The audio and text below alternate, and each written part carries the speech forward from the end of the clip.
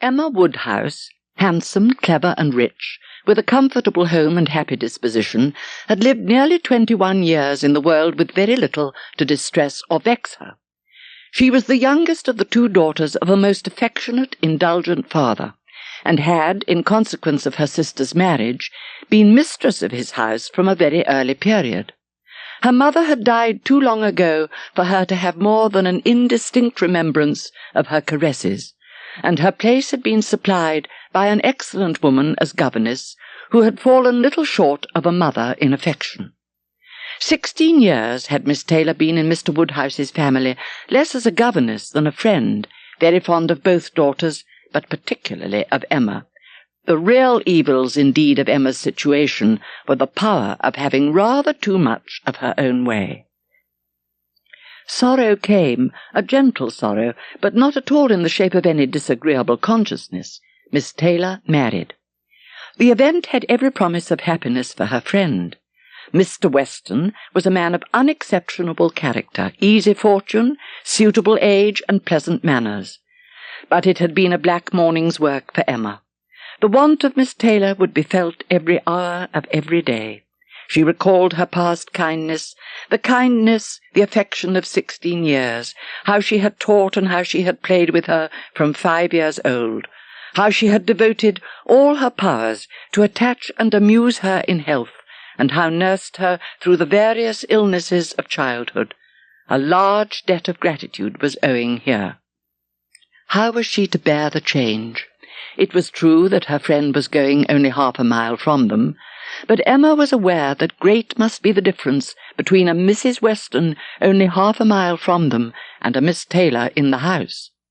Her sister, though comparatively but little removed by matrimony, being settled in London, only 16 miles off, was much beyond her daily reach, and many a long October and November evening must be struggled through at Hartfield before Christmas brought the next visit from Isabella and her husband and their little children to fill the house and give her pleasant society again. Highbury, the large and populous village almost amounting to a town, to which Hartfield, in spite of its separate lawn and shrubberies and name, did really belong, afforded her no equals. The Woodhouses were first in consequence there. All looked up to them. She had many acquaintances in the place, for her father was universally civil, but not one among them who could be accepted in lieu of Miss Taylor for even half a day. It was a melancholy change, and Emma could not but sigh over it, and wish for impossible things, till her father awoke and made it necessary to be cheerful. Emma spared no exertions to maintain a happier flow of ideas, and hoped by the help of backgammon to get her father tolerably through the evening and be attacked by no regrets but her own. The backgammon table was placed, but a visitor immediately afterwards walked in and made it unnecessary. Mr. Knightley, a sensible man about 7 or 8 and 30, was not only a very old and intimate friend of the family, but particularly connected with it as the elder brother of Isabella's husband. He lived about a mile from Highbury, was a frequent visitor and always welcome, and at this time more welcome than usual, as coming directly from their mutual connections in London. He had returned to a late dinner after some days' absence, and now walked up to Hartfield to say that all were well in Brunswick Square. Mr. Woodhouse gratefully observed, "It is very kind of you, Mr. Knightley, to come out at this late hour to call upon us. I'm afraid you must have had a shocking walk." "Not at all, sir. 'Tis a beautiful moonlight night, and so mild that I must draw back from your great fire. By the by, I have not wished you joy. Being pretty well aware of what sort of joy you must both be feeling, I have been in no hurry with my congratulations. But I hope it all went off tolerably well. How did you all behave? Who cried most?" "Ah, poor Miss Taylor, 'tis a sad business." "Poor Mr. and Miss Woodhouse, if you please, but I cannot possibly say poor Miss Taylor. I have a great regard for you, Emma, but when it comes to the question of dependence or independence, at any rate, it must be better to have only one to please than 2. "Especially when one of those two is such a fanciful, troublesome creature," said Emma playfully. "That is what you have in your head, I know, and what you would certainly say if my father were not by." "I believe it is very true, my dear, indeed," said Mr. Woodhouse with a sigh. "I am afraid I am sometimes very fanciful and troublesome." "My dearest papa, you do not think I could mean you, or suppose Mr. Knightley to mean you? What a horrible idea! Oh, no, I meant only myself. Mr. Knightley loves to find fault with me, you know, in a joke. It is all a joke. We always say what we like to one another." Mr. Knightley, in fact, was one of the few people who could see faults in Emma Woodhouse, and the only one who ever told her of them. "Well," said Emma, willing to let it pass, "you want to hear about the wedding, and I shall be happy to tell you, for we all behaved charmingly. And you have forgotten one matter of joy to me, a very considerable one, that I made the match myself. I made the match, you know, 4 years ago, and to have it take place and be proved in the right, when so many people said Mr. Weston would never marry again, may comfort me for anything." Mr. Knightley shook his head at her. Her father fondly replied, "Ah, my dear, I wish you would not make matches and foretell things, for whatever you say always comes to pass. Pray do not make any more matches." "Only one more, papa? Only for Mr. Elton? Poor Mr. Elton. You like Mr. Elton, papa. I must look about for a wife for him. I thought when he was joining their hands today, he looked so very much as if he would like to have the same kind of office done for him." "Mr. Elton is a very pretty young man, to be sure, but if you want to show him any attention, my dear, ask him to come and dine with us some day. That will be a much better thing. I dare say Mr. Knightley will be so kind as to meet him."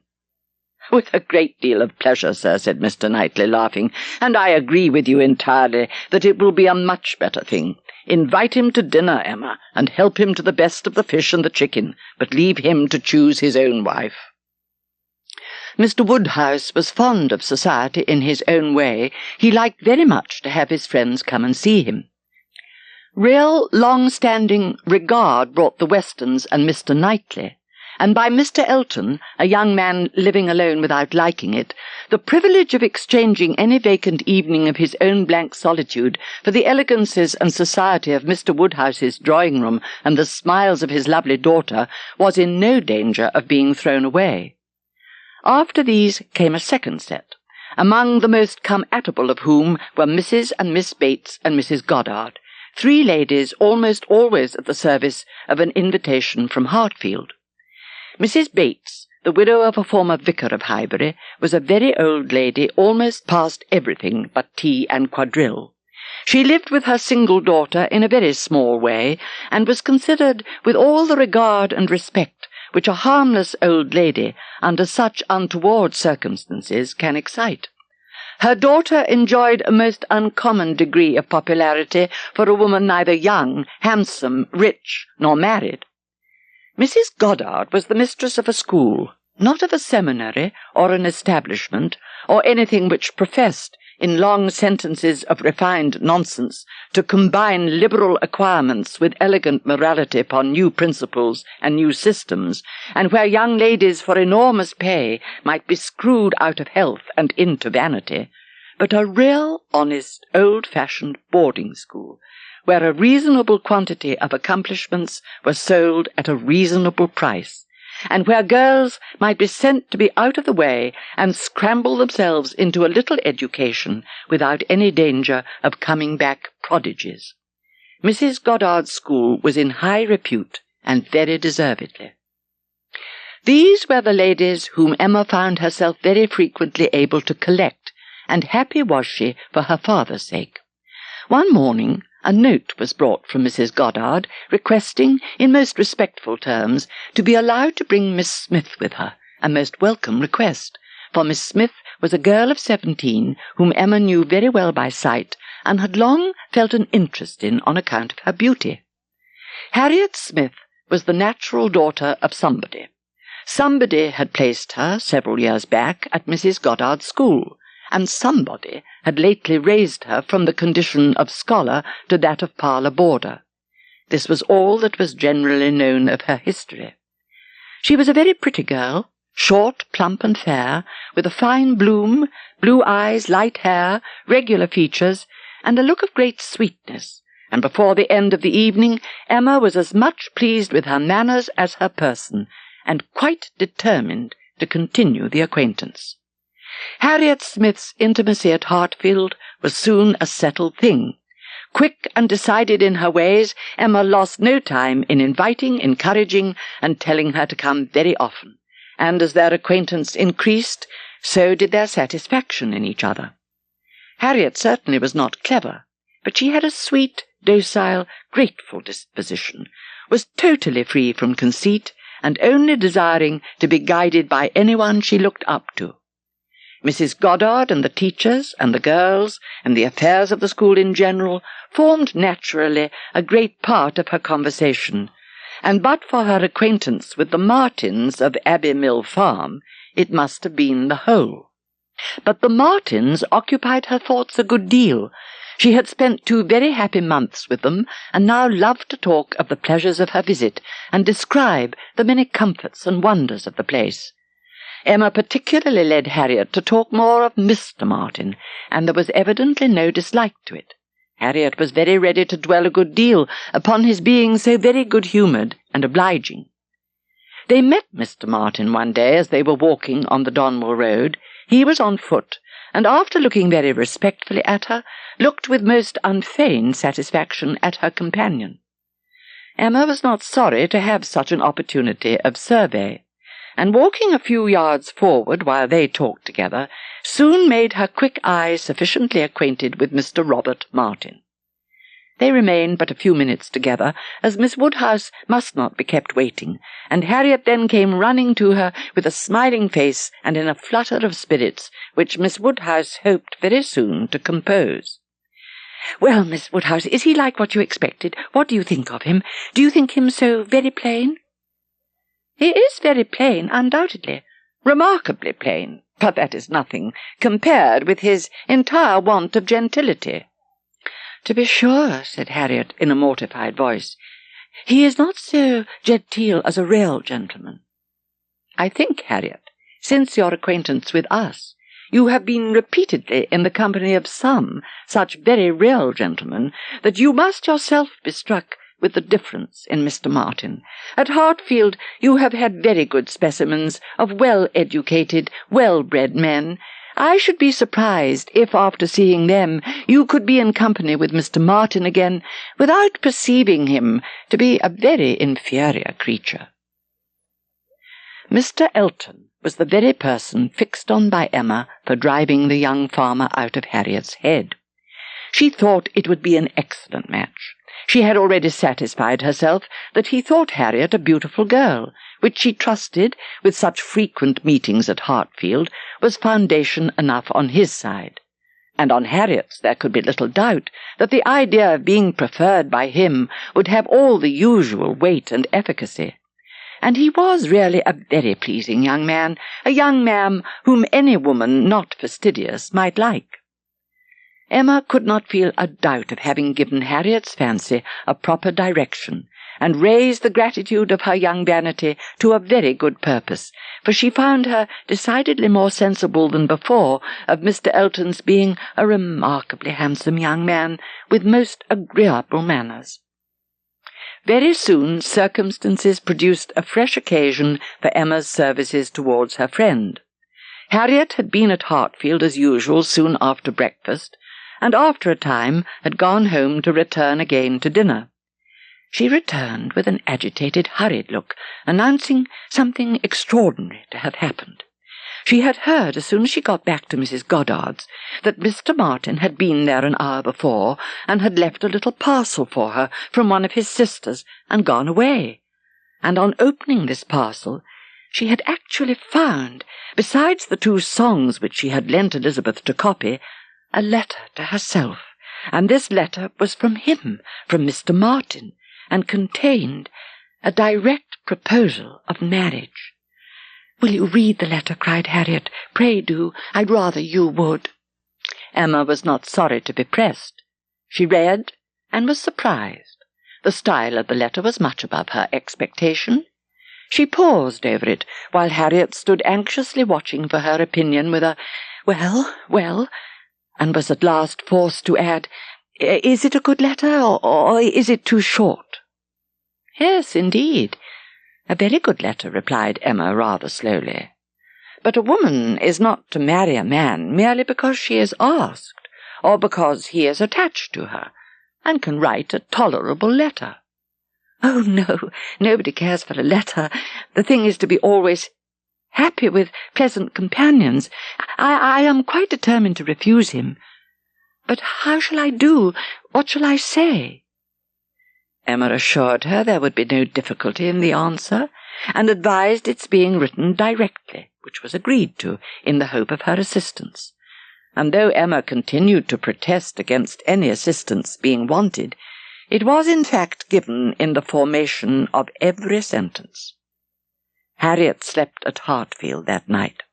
For some weeks past she had been spending more than half her time there, and gradually getting to have a bedroom appropriated to herself. She was obliged to go the next morning for an hour or two to Mrs. Goddard's, but it was then to be settled that she should return to Hartfield to make a regular visit of some days. While she was gone, Mr. Knightley called, and sat some time with Mr. Woodhouse and Emma, till Mr. Woodhouse, who had previously made up his mind to walk out, was persuaded by his daughter not to defer it. Mr. Woodhouse set off, but Mr. Knightley, instead of being immediately off likewise, sat down again, seemingly inclined for more chat. He began speaking of Harriet, and speaking of her with more voluntary praise than Emma had ever heard before. "I cannot rate her beauty as you do," said he, "but she is a pretty little creature, and I am inclined to think very well of her disposition." He presently added with a smile, "I do not pretend to fix on times or places, but I must tell you that I have good reason to believe your little friend will soon hear of something to her advantage." "Indeed? How so? Of what sort?" "A very serious sort, I assure you," still smiling. "Very serious? I can think of but one thing. Who is in love with her? Who makes you their confidant?" Emma was more than half in hopes of Mr. Elton's having dropped a hint. "I have reason to think," he replied, "that Harriet Smith will soon have an offer of marriage, and from a most unexceptionable quarter. Robert Martin is the man. Her visit to Abbey Mill this summer seems to have done his business. He is desperately in love, and means to marry her." "He is very obliging," said Emma. "But is he sure that Harriet means to marry him?" Well, means to make her an offer, then. Will that do?" "Come," said Emma, "I will tell you something in return for what you have told me. He did speak yesterday. That is, he wrote and was refused." "Then she is a greater simpleton than I ever believed her. What is the foolish girl about?" "Oh, to be sure," cried Emma, "it is always incomprehensible to a man that a woman should ever refuse an offer of marriage.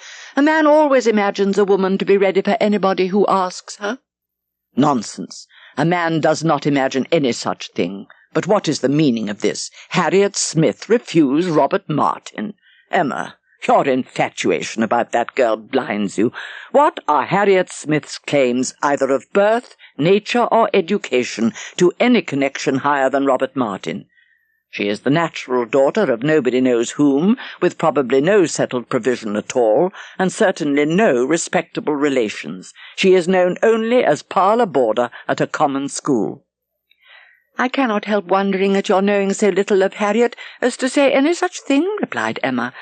"Mr. Martin may be the richest of the two, but he is undoubtedly her inferior as to rank in society.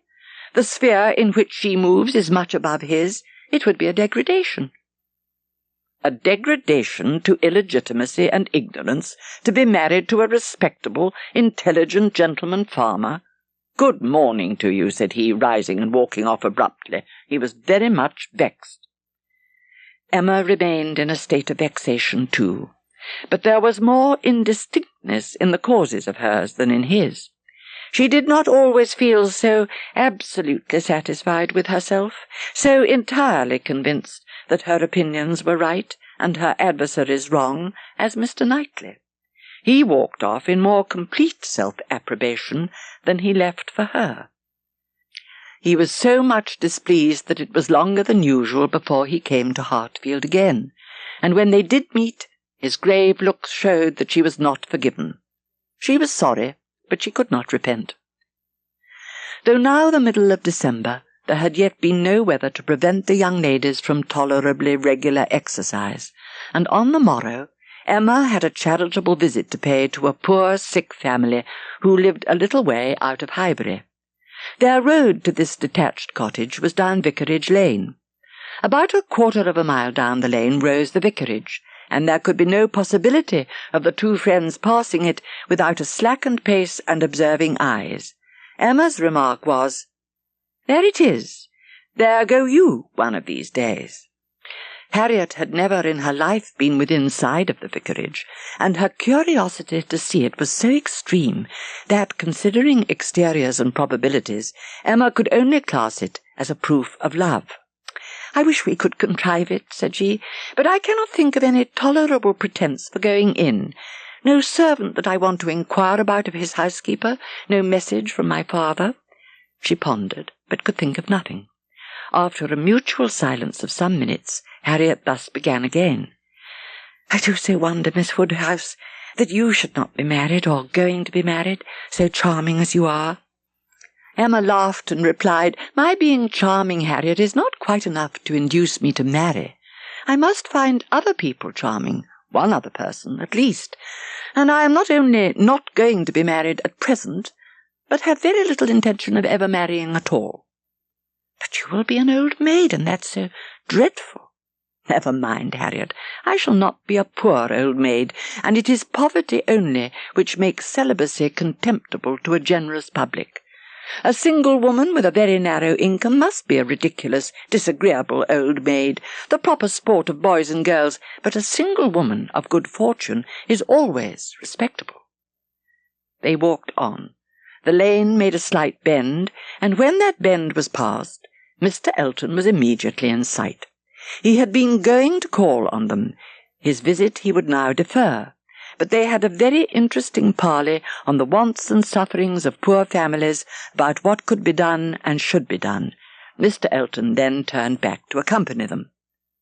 Anxious to separate herself from them as far as she could, Emma soon afterwards took possession of a narrow footpath, a little raised on one side of the lane, leaving them together in the main road. Mr. Elton was speaking with animation, Harriet listening with a very pleased attention, and Emma was beginning to think how she might draw back a little more when they both looked around and she was obliged to join them. They walked on together quietly till within view of the vicarage pales, when a sudden resolution of at least getting Harriet into the house made her find something very much amiss about her boot. She broke the lace off short, and dexterously throwing it into a ditch, was presently obliged to entreat them to stop. "Part of my lace is gone," said she. "Mr. Elton, I must beg leave to stop at your house and ask your housekeeper for a bit of riband or string, or anything just to keep my boot on." Mr. Elton looked all happiness at this proposition, and nothing could exceed his alertness and attention in conducting them into his house and endeavouring to make everything appear to advantage. The room they were taken into was the one he chiefly occupied. Behind it was another with which it immediately communicated. The door between them was open, and Emma passed into it with the housekeeper to receive her assistance. The lovers were standing together at one of the windows. It had a most favourable aspect, and for half a minute Emma felt the glory of having schemed successfully. But it would not do. He had not come to the point. Cautious, very cautious, thought Emma, he advances inch by inch, and will hazard nothing till he believes himself secure. Still, however, though everything had not been accomplished by her ingenious device, she could not but flatter herself that it had been the occasion of much present enjoyment to both, and must be leading them forward to the great event. Mr. Elton must now be left to himself. It was no longer in Emma's power to superintend his happiness or quicken his measures. The coming of her sister's family was so very near at hand that first in anticipation and then in reality it became henceforth her prime object of interest. And during the 10 days of their stay at Hartfield, it was not to be expected, she did not herself expect, that anything beyond occasional, fortuitous assistance could be afforded by her to the lovers. Mr. and Mrs. John Knightley, from having been longer than usual absent from Surrey, were exciting, of course, rather more than the usual interest. Mrs. John Knightley was a pretty, elegant little woman, of gentle, quiet manners, and a disposition remarkably amiable and affectionate.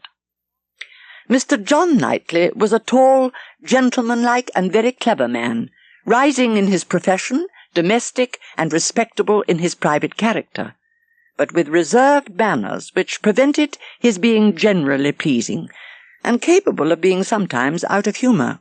He was not an ill-tempered man, not so often unreasonably cross as to deserve such a reproach, but his temper was not his great perfection.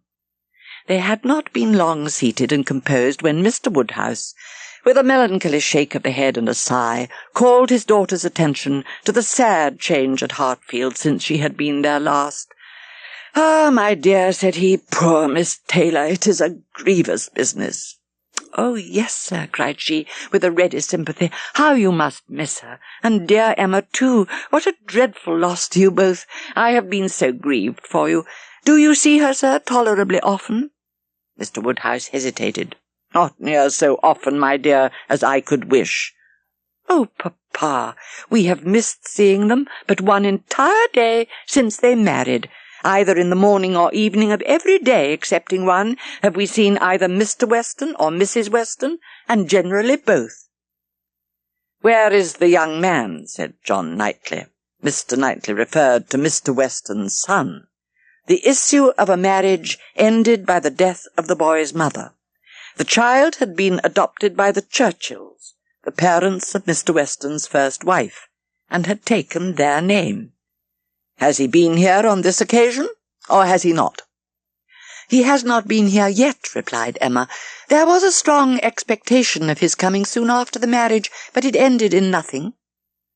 "But you should tell them of the letter, my dear," said her father. "He wrote a letter to poor Mrs. Weston to congratulate her, and a very proper, handsome letter it was. It was signed F.C. Weston Churchill. I remember that perfectly." "How very pleasing and proper of him," cried the good-hearted Mrs. John Knightley. "I have no doubt of his being a most amiable young man, but how sad it is that he should not live at home with his father. To give up one's child, I really never could think well of anybody who proposed such a thing to anybody else." "Nobody ever did think well of the Churchills, I fancy," observed Mr. John Knightley coolly. "But Mr. Weston is rather an easy, cheerful-tempered man than a man of strong feelings. He depends, I suspect, much more upon what is called society for his comforts than upon family affection, or anything that home affords." Emma could not like what bordered on a reflection on Mr. Weston, and had half a mind to take it up, but she struggled and let it pass. Mr. Knightley was to dine with them, rather against the inclination of Mr. Woodhouse, who did not like that anyone should share with him in Isabella's first day. Emma's sense of right, however, had decided it, and besides the consideration of what was due to each brother, she had particular pleasure from the circumstance of the late disagreement between Mr. Knightley and herself in procuring him the proper invitation. She hoped they might now become friends again. She thought it was time to make up. Making up, indeed, would not do. She certainly had not been in the wrong, and he would never own that he had. Concession must be out of the question, but it was time to appear to forget that they had ever quarrelled. The evening was quiet and conversable, as Mr. Woodhouse declined cards entirely for the sake of comfortable talk with his dear Isabella, and the little party made two natural divisions. On one side he and his daughter, on the other the two Mr. Knightleys, their subjects totally distinct or very rarely mixing, and Emma only occasionally joining in one or the other. When giving her attention to her father and sister, she heard Isabella's kind inquiry after Jane Fairfax. And Jane Fairfax, though no great favourite with her in general, she was at that moment very happy to assist in praising. "That's sweet, amiable Jane Fairfax," said Mrs. John Knightley. "It is so long since I've seen her, except now and then for a moment accidentally in town. What happiness it must be to her good old grandmother and excellent aunt when she comes to visit them. I always regret excessively, on dear Emma's account, that she cannot be more at Highbury." Mr. Woodhouse agreed to it all, but added, "Our little friend Harriet Smith, however, is just such another pretty kind of young person. You will like Harriet. Emma could not have a better companion than Harriet." "I am most happy to hear it, but only Jane Fairfax one knows to be so very accomplished and superior, and exactly Emma's age." This topic was discussed very happily, and others succeeded of similar moment and passed away with similar harmony. There could hardly be an happier creature in the world than Mrs. John Knightley in this short visit to Hartfield, going about every morning among her old acquaintance with her 5 children, and talking over what she had done every evening with her father and sister. In general, their evenings were less engaged with friends than their mornings, but one complete dinner engagement, and out of the house too, there was no avoiding, though at Christmas. Mr. Weston would take no denial. They must all dine at Randalls one day. Harriet, Mr. Elton, and Mr. Knightley, their own especial set, were the only other persons invited. The hours were to be early, as well as the numbers few, Mr. Woodhouse's habits and inclinations being consulted in everything. The evening before this great event, for it was a very great event that Mr. Woodhouse should dine out on the 24th of December, had been spent by Harriet at Hartfield, and she had gone home so much indisposed with a cold that, but for her own earnest wish of being nursed by Mrs. Goddard, Emma could not have allowed her to leave the house. Emma called on her the next day, and found her doom already signed with regard to Randalls. She was very feverish, and had a bad sore throat. Emma sat with her as long as she could to attend her in Mrs. Goddard's unavoidable absences, and raise her spirits by representing how much Mr. Elton's would be depressed when he knew her state, and left her at last tolerably comfortable in the sweet dependence of his having a most comfortless visit, and of their all missing her very much. She had not advanced many yards from Mrs. Goddard's door when she was met by Mr. Elton himself. Emma described the nature of her friend's complaint: a throat very much inflamed, with a great deal of heat about her, and a quick low pulse. Mr. Elton looked all alarm on the occasion, as he exclaimed, "A sore throat! I hope not infectious. I hope not of a putrid infectious sort. Indeed, you should take care of yourself as well as of your friend. Let me entreat you to run no risks."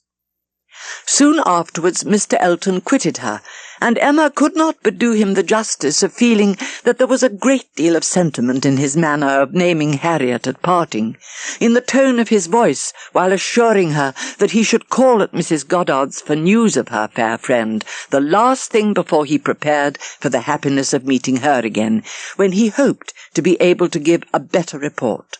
And he sighed and smiled himself off in a way that left the balance of approbation much in his favour. Mr. Woodhouse had so completely made up his mind to the visit that, in spite of the increasing coldness, he seemed to have no idea of shrinking from it, and set forward at last most punctually with his eldest daughter in his own carriage, with less apparent consciousness of the weather than either of the others. The cold, however, was severe, and by the time the second carriage, in which Emma and Mr. John Knightley would collect Mr. Elton, was in motion, a few flakes of snow were finding their way down, and the sky had the appearance of being so overcharged as to want only a milder air to produce a very white world in a very short time. Emma soon saw that her companion was not in the happiest humour. The preparing and the going abroad in such weather, with the sacrifice of his children after dinner, were evils, were disagreeables at least, which Mr. John Knightley did not by any means like. He anticipated nothing in the visit that could be at all worth the purchase, and the whole of their drive to the vicarage was spent by him in expressing his discontent. They arrived at the vicarage, the carriage turned, the step was let down, and Mr. Elton, spruce, black and smiling, was with them instantly. "Christmas weather," he observed, "quite seasonable, and extremely fortunate we may think ourselves that it did not begin yesterday and prevent this day's party. We are sure of excellent fires," continued he, "and everything in the greatest comfort. Charming people, Mr. and Mrs. Weston. It will be a small party, but where small parties are select, they are perhaps the most agreeable of any, though Mr. Knightley, perhaps, from being used to the large parties of London, may not quite enter into our feelings." "I know nothing of the large parties of London, sir. I never dine with anybody. My first enjoyment will be to find myself safe at Hartfield again." Some change of countenance was necessary for each gentleman as they walked into Mrs. Weston's drawing-room.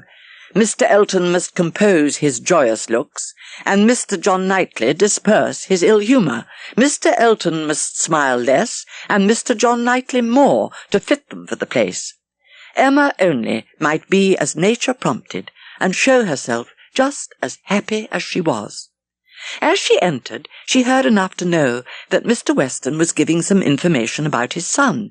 She heard the words, "my son," and "Frank," and "my son," repeated several times over, and from a few other half-syllables very much suspected that he was announcing an early visit from his son. Now, it so happened that in spite of Emma's resolution of never marrying, there was something in the name, in the idea of Mr. Frank Churchill, which always interested her. She had a great curiosity to see him, a decided intention of finding him pleasant, and of being liked by him to a certain degree. She had the comfort of thinking that the rest of the visit could not possibly pass without bringing forward the same information again, or the substance of it, from the open-hearted Mr. Weston.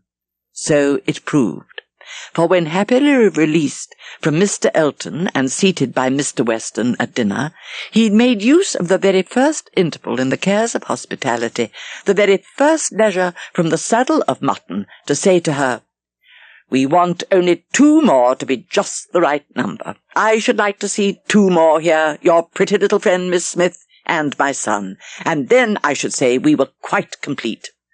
I believe you did not hear me telling the others in the drawing-room that we are expecting Frank. I had a letter from him this morning, and he will be with us within a fortnight." Emma spoke with a very proper degree of pleasure, and fully assented to his proposition of Mr. Frank Churchill and Miss Smith making their party quite complete.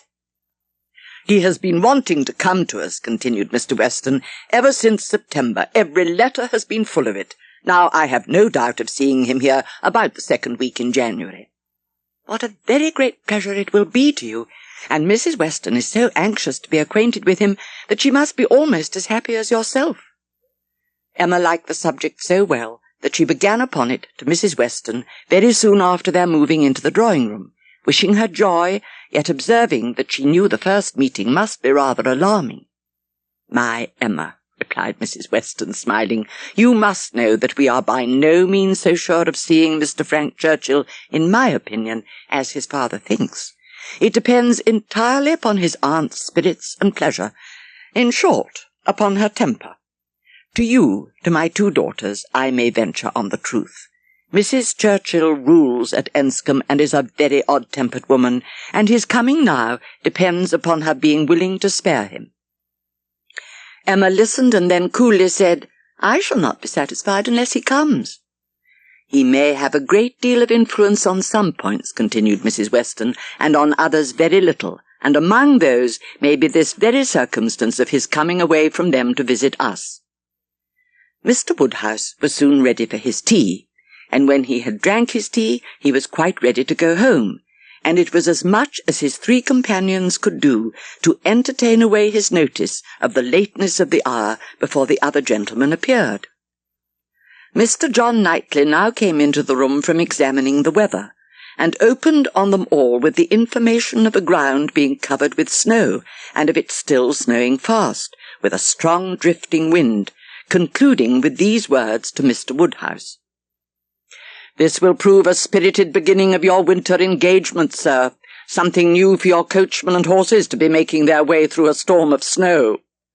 Poor Mr. Woodhouse was silent from consternation, and his eldest daughter's alarm was equal to his own. The horror of being blocked up at Randalls while her children were at Hartfield was full in her imagination. The bell was rung and the carriages spoken for. A few minutes more and the carriages came, and Mr. Woodhouse, always the first object on such occasions, was carefully attended to his own by Mr. Knightley and Mr. Weston. Isabella stepped in after her father. John Knightley, forgetting that he did not belong to their party, stepped in after his wife very naturally, so that Emma found, on being escorted and followed into the second carriage by Mr. Elton, that they were to have a tete-a-tete drive. She would rather it had not happened. She believed he had been drinking too much of Mr. Weston's good wine, and felt sure that he would want to be talking nonsense. To restrain him as much as might be by her own manners, she was immediately preparing to speak with exquisite calmness and gravity of the weather and the night. But scarcely had she begun than she found her subject cut up, her hand seized, her attention demanded, and Mr. Elton actually making violent love to her. It really was so. Without scruple, without apology, without much apparent diffidence, Mr. Elton, the lover of Harriet, was professing himself her lover. She felt that half this folly must be drunkenness, and therefore could hope that it might belong only to the passing hour. Accordingly, with a mixture of the serious and the playful, which she hoped would best suit his half-and-half state, she replied, "I am very much astonished, Mr. Elton. This to me! You forget yourself. You take me for your friend. Any message to Miss Smith I shall be happy to deliver, but no more of this to me, if you please." "Miss Smith? Message to Miss Smith? What could she possibly mean?" And he repeated her words with such assurance of accent, such boastful pretence of amazement, that she could not help replying with quickness, "Mr. Elton, this is the most extraordinary conduct. Command yourself enough to say no more, and I will endeavour to forget it." But Mr. Elton had only drunk wine enough to elevate his spirits, not at all to confuse his intellects. He perfectly knew his own meaning, and having warmly protested against her suspicion as most injurious, and slightly touched upon his respect for Miss Smith as her friend, acknowledged his wonder that Miss Smith should be mentioned at all. Miss Smith, indeed! Oh, Miss Woodhouse, who can think of Miss Smith when Miss Woodhouse is near? No, upon my honour, there is no unsteadiness of character. I've only thought of you. I protest against having paid the smallest attention to anyone else. Miss Smith is a very good sort of girl, and I should be happy to see her respectably settled. I wish her extremely well, and no doubt there are men who might not object to. Everybody has their level, but as for myself, I'm not, I think, quite so much at a loss. I need not so totally despair of an equal alliance as to be addressing myself to Miss Smith. No, madam, my visits to Hartfield have been for yourself only, and the encouragement I received—" "Encouragement? I give you encouragement? Sir, you have been entirely mistaken in supposing it. I have seen you only as the admirer of my friend. In no other light could you have been more to me than a common acquaintance." He was too angry to say another word, her manner too decided to invite supplication, and in this state of swelling resentment and mutually deep mortification they had to continue together a few minutes longer. Without knowing when the carriage turned into Vicarage Lane, or when it stopped, they found themselves all at once at the door of his house, and he was out before another syllable passed. Emma then felt it indispensable to wish him a good night. The compliment was just returned, coldly and proudly, and under indescribable irritation of spirits she was then conveyed to Hartfield. There she was welcomed with the utmost delight by her father, who had been trembling for the dangers of a solitary drive from Vicarage Lane. But her mind had never been in such perturbation, and it needed a very strong effort to appear attentive and cheerful till the usual hour of separating allowed her the relief of quiet reflection. The hair was curled and the maid sent away, and Emma sat down to think and be miserable. It was a wretched business indeed. Such an overthrow of everything she had been wishing for, such a development of everything most unwelcome, such a blow for Harriet. That was the worst of all. Every part of it brought pain and humiliation of some sort or other, but compared with the evil to Harriet, all was light. Contrary to the usual course of things, Mr. Elton's wanting to pay his addresses to her had sunk him in her opinion. His professions and his proposals did him no service. She thought nothing of his attachment, and was insulted by his hopes. The first error and the worst lay at her door. It was foolish, it was wrong, to take so active a part in bringing any two people together. It was adventuring too far, assuming too much, making light of what ought to be serious, a trick of what ought to be simple. She was quite concerned and ashamed, and resolved to do such things no more.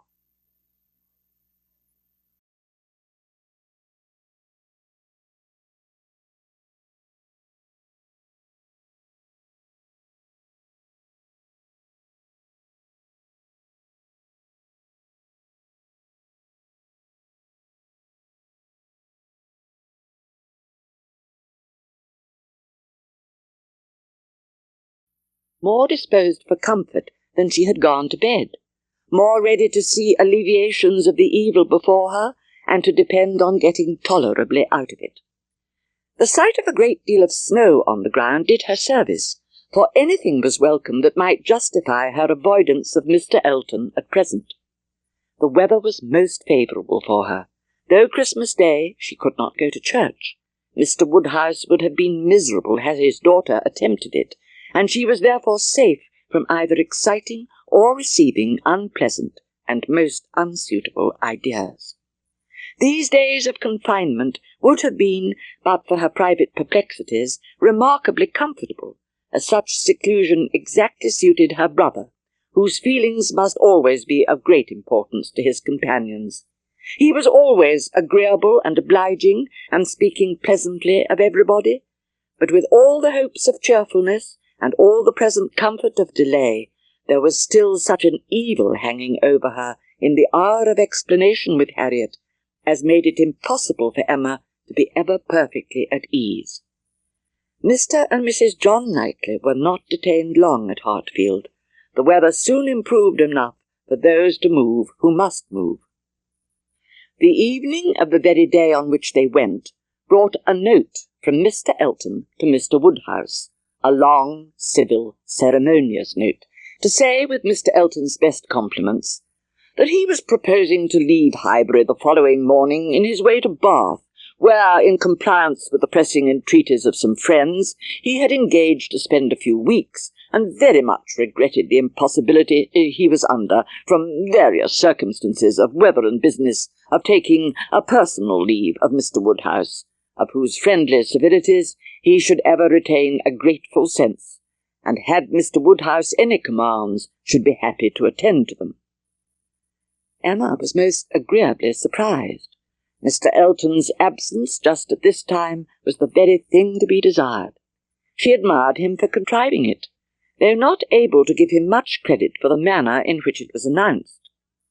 She now resolved to keep Harriet no longer in the dark. She had reason to believe her nearly recovered from her cold, and it was desirable that she should have as much time as possible for getting the better of her other complaint before the gentleman's return. She went to Mrs. Goddard's accordingly the very next day, to undergo the necessary penance of communication, and a severe one it was. Harriet bore the intelligence very well, blaming nobody, and in everything testifying such an ingenuousness of disposition and lowly opinion of herself as must appear with particular advantage at that moment to her friend. Her tears fell abundantly, but her grief was so truly artless that no dignity could have made it more respectable in Emma's eyes, and she listened to her and tried to console her with all her heart and understanding, really for the time convinced that Harriet was the superior creature of the two, and that to resemble her would be more for her own welfare and happiness than all that genius or intelligence could do. Mr. Frank Churchill did not come. When the time proposed drew near, Mrs. Weston's fears were justified in the arrival of a letter of excuse. For the present he could not be spared, to his very great mortification and regret. Emma was the first to announce it to Mr. Knightley, and exclaimed at the conduct of the Churchills in keeping him away. "The Churchills are very likely in fault," said Mr. Knightley coolly, "but I dare say he might come if he would." "I do not know why you should say so. He wishes exceedingly to come, but his uncle and aunt will not spare him." "I cannot believe that he has not the power of coming if he made a point of it. It is too unlikely for me to believe it without proof." "How odd you are! What has Mr. Frank Churchill done to make you suppose him such an unnatural creature?" "I'm not supposing him at all an unnatural creature, in suspecting that he may have learnt to be above his connections, and to care very little for anything but his own pleasure. If Frank Churchill had wanted to see his father, he would have contrived it between September and January." "That's easily said, and easily felt by you, who have always been your own master. You are the worst judge in the world, Mr. Knightley, of the difficulties of dependence. You do not know what it is to have tempers to manage." "It is not to be conceived that a man of 3 or 24 should not have liberty of mind or limb to that amount. A little while ago he was at Weymouth. This proves that he can leave the Churchills." "Yes, sometimes he can." "And those times are whenever he thinks it worth his while, whenever there is any temptation of pleasure." "I will say no more about him," cried Emma. "You turn everything to evil. We are both prejudiced, you against, I for him, and we have no chance of agreeing till he is really here." "Prejudiced? I am not prejudiced." "But I am, very much, and without being at all ashamed of it. My love for Mr. and Mrs. Weston gives me a decided prejudice in his favour." "Here's a person I never think of from one month's end to another," said Mr. Knightley, with a degree of vexation which made Emma immediately talk of something else, though she could not comprehend why he should be angry. To take a dislike to a young man, only because he appeared to be of a different disposition from himself, was unworthy the real liberality of mind which he was always used to acknowledge in him, for with all the high opinion of himself which she had often laid to his charge, she had never before for a moment supposed it could make him unjust to the merit of another. Emma and Harriet had been walking together one morning, and in Emma's opinion been talking enough of Mr. Elton for that day. She could not think that Harriet's solace or her own sins required more, and she was therefore industriously getting rid of the subject as they returned. But it burst out again when she thought she had succeeded, and after speaking some time of what the poor must suffer in winter, and receiving no other answer than a very plaintive, "Mr. Elton is so good to the poor," she found something else must be done. They were just approaching the house where lived Mrs. and Miss Bates. She determined to call upon them and seek safety in numbers. There was always sufficient reason for such an attention. Mrs. and Miss Bates loved to be called on, and she knew she was considered by the very few who presumed ever to see imperfection in her as rather negligent in that respect, and as not contributing what she ought to the stock of their scanty comforts. But now she made the sudden resolution of not passing their door without going in, observing, as she proposed it to Harriet, that, as well as she could calculate, they were just now quite safe from any letter from Jane Fairfax. Jane Fairfax was an orphan, the only child of Mrs. Bates's youngest daughter. By birth she belonged to Highbury, and when at 3 years old, on losing her mother, she became the property, the charge, the consolation, the fondling of her grandmother and aunt, there had seemed every probability of her being permanently fixed there. But the compassionate feelings of a friend of her father gave a change to her destiny. This was Colonel Campbell, who had very highly regarded Jane's father as an excellent officer and most deserving young man, and father had been indebted to him for such attentions during a severe camp fever as he believed had saved his life. These were claims which he did not learn to overlook, though some years passed away from the death of poor Fairfax before his own return to England put anything in his power. When he did return, he sought out the child and took notice of her. He was a married man, with only one living child, a girl about Jane's age, and Jane became their guest, paying them long visits and growing a favourite with all. And before she was 9 years old, his daughter's great fondness for her, and his own wish of being a real friend, united to produce an offer from Colonel Campbell of undertaking the whole charge of her education.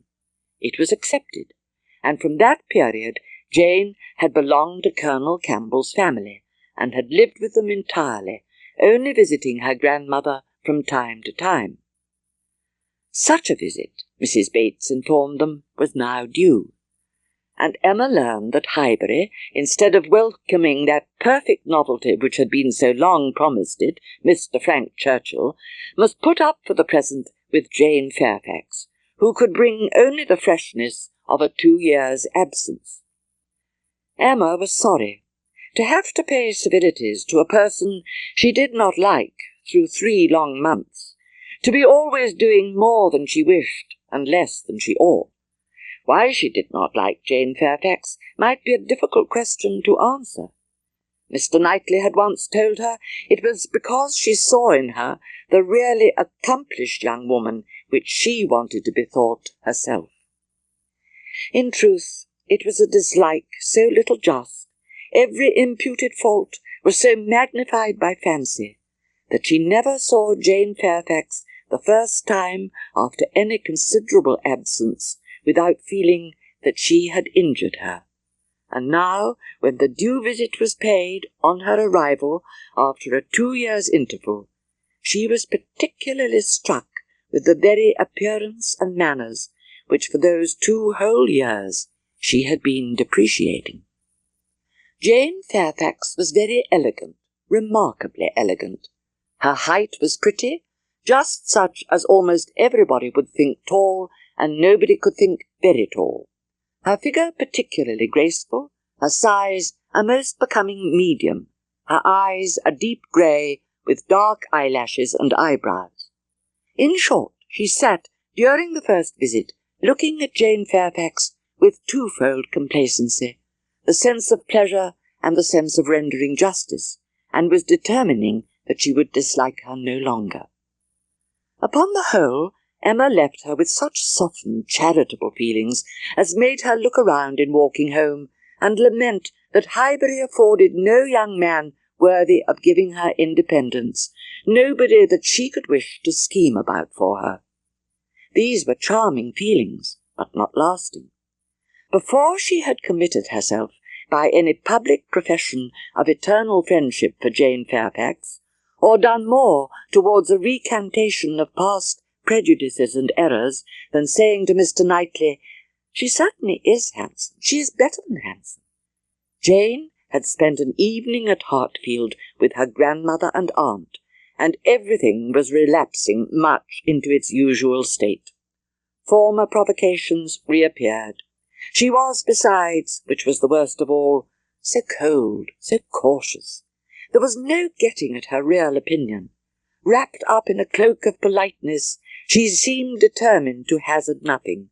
She was disgustingly, was suspiciously reserved. The like reserve prevailed on most topics. She and Mr. Frank Churchill had been at Weymouth at the same time.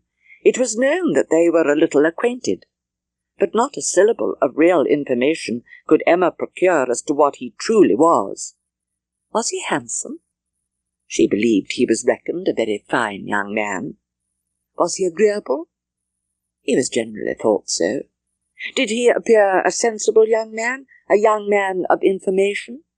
At a watering place, or in a common London acquaintance, it was difficult to decide on such points. Manners were all that could be safely judged of, under a much longer knowledge than they had yet had of Mr. Churchill. She believed everybody found his manners pleasing. Emma could not forgive her. But as neither provocation nor resentment were discerned by Mr. Knightley, who had been of the party, and had seen only proper attention and pleasing behaviour on each side, he was expressing the next morning, being at Hartfield again on business with Mr. Woodhouse, his approbation of the whole. Not so openly as he might have done had her father been out of the room, but speaking plain enough to be very intelligible to Emma. He had been used to think of her unjust to Jane, and had now great pleasure in marking an improvement. Emma said, with a sincerity which no one could question, "She is a sort of elegant creature that one cannot keep one's eyes from. I am always watching her to admire, and I do pity her from my heart." Mr. Knightley looked as if he were more gratified than he cared to express, and before he could make any reply, Mr. Woodhouse, whose thoughts were on the Bateses, said, "It's a great pity that their circumstances should be so confined, a great pity indeed. And I have often wished, but it is so little one can venture to do, small trifling presents of anything uncommon. Now we have killed a porker, and Emma thinks of sending them a loin or a leg. I think we had better send the leg. Do not you think so, my dear?" "My dear papa, I sent the whole hind quarter. I knew you would wish it. There will be the leg to be salted, you know, which is so very nice, and the loin to be dressed directly in any manner they like." "That's right, my dear, very right. I had not thought of it before, but that was the best way. They must not over-salt the leg, and then, if it is not over-salted, and if it is very thoroughly boiled, and eaten very moderately of, with a boiled turnip and a little carrot or parsnip, I do not consider it unwholesome." "Emma," said Mr. Knightley presently, "I have a piece of news for you. You like news, and I heard an article in my way hither that I think will interest you." "News? Oh, yes, I always like news. What is it?" Before he could reply, the door was thrown open, and Miss Bates and Miss Fairfax walked into the room.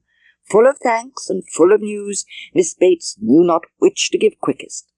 Mr. Knightley soon saw that he had lost his moment, and that not another syllable of communication could rest with him. "Oh, my dear sir, how are you this morning, my dear Miss Woodhouse? I'm quite overpowered. Such a beautiful hind-quarter of pork. You are too bountiful. Have you heard the news? Mr. Elton is going to be married." Emma had not had time even to think of Mr. Elton, and she was so completely surprised that she could not avoid a little start and a blush at the sound. "There is my news. I thought it would interest you," said Mr. Knightley, with a smile which implied conviction of some part of what had passed between them. "Mr. Elton going to be married?" said Emma, as soon as she could speak. "He will have everybody's wishes for his happiness." "He is very young to settle," was Mr. Woodhouse's observation. "He had better not be in a hurry. He seemed to me very well off as he was. We were always glad to see him at Hartfield." "A new neighbour for us all, Miss Woodhouse," said Miss Bates joyfully. "My mother is so pleased. She says she cannot bear to have the poor old vicarage without a mistress. This is great news indeed. Jane, you have never seen Mr. Elton. No wonder that you have such a curiosity to see him." Jane's curiosity did not appear of that absorbing nature as wholly to occupy her. "When I have seen Mr. Elton," replied Jane, "I dare say I shall be interested. But I believe it requires that with me."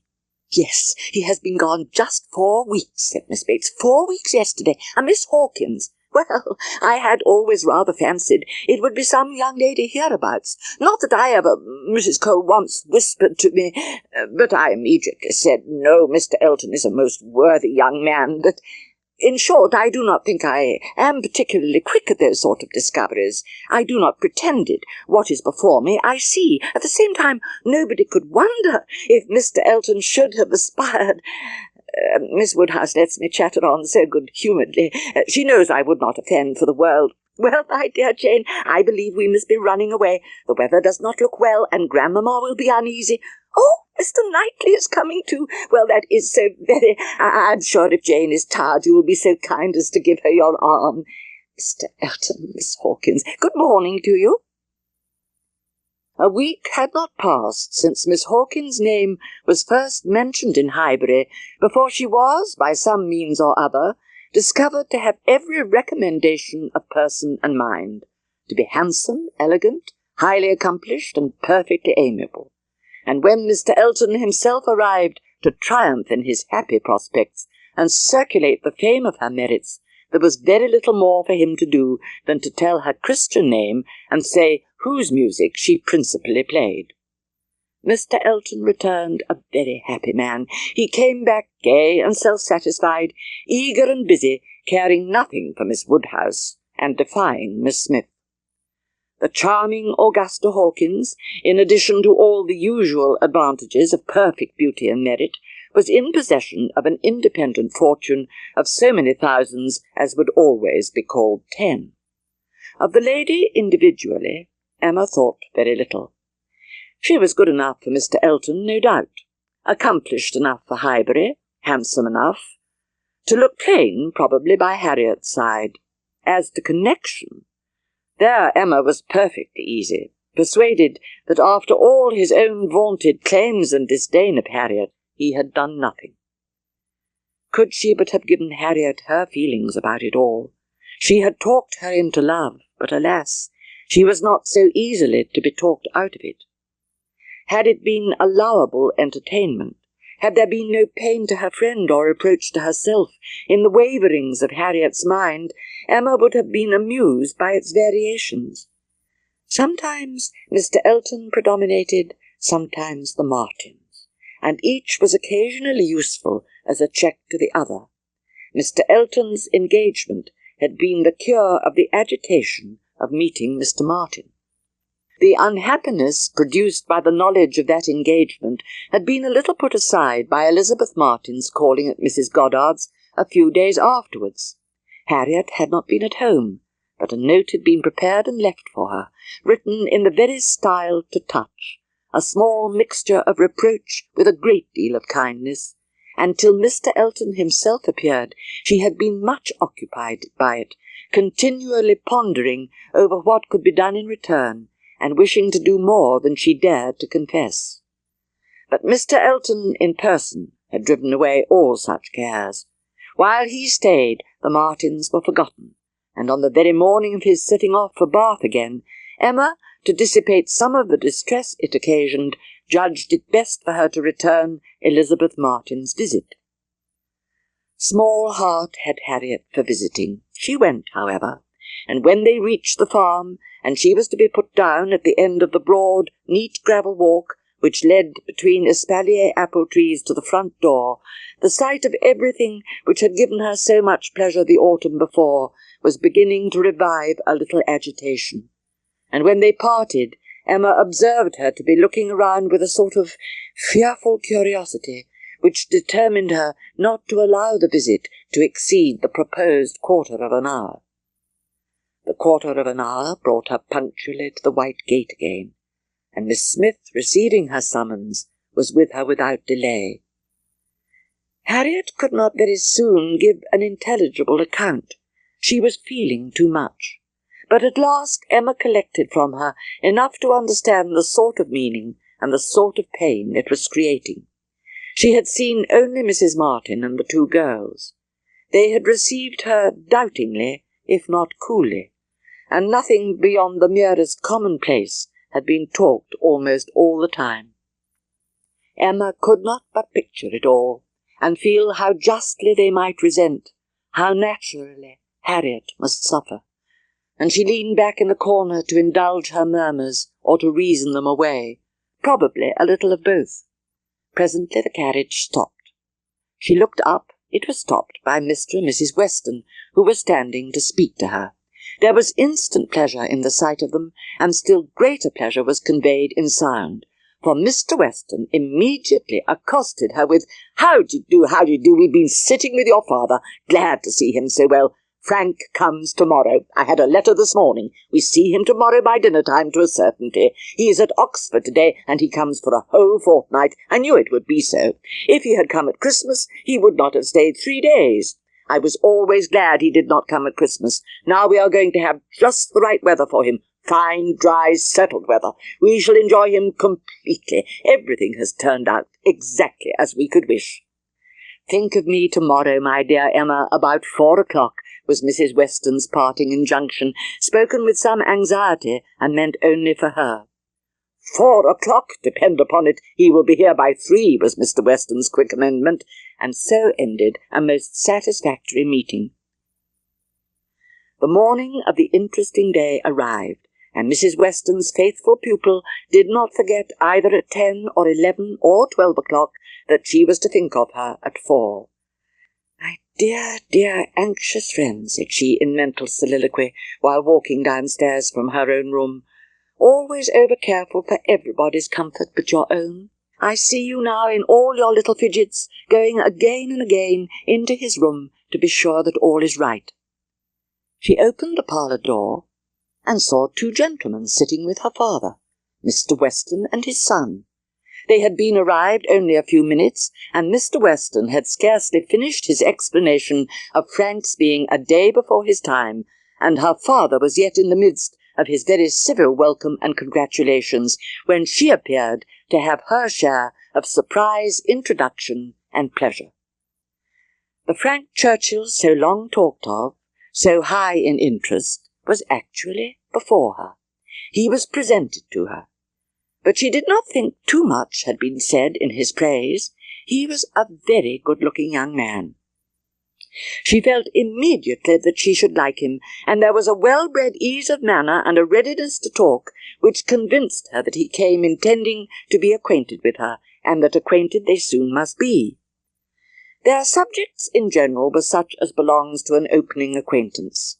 On his side were the inquiries, was she a horsewoman? Pleasant rides, pleasant walks? Had they a large neighbourhood? Highbury perhaps afforded society enough. There were several very pretty houses in and about it. Balls? Had they balls? Was it a musical society? Finally, a reasonable visit paid, Mr. Weston began to move. He must be going. He had business at the Crown about his hay, and a great many errands for Mrs. Weston at Ford's, but he need not hurry anybody else. His son, too well bred to hear the hint, rose immediately also, saying, "As you are going farther on business, sir, I will take the opportunity of paying a visit which must be paid some day or other, and therefore may as well be paid now.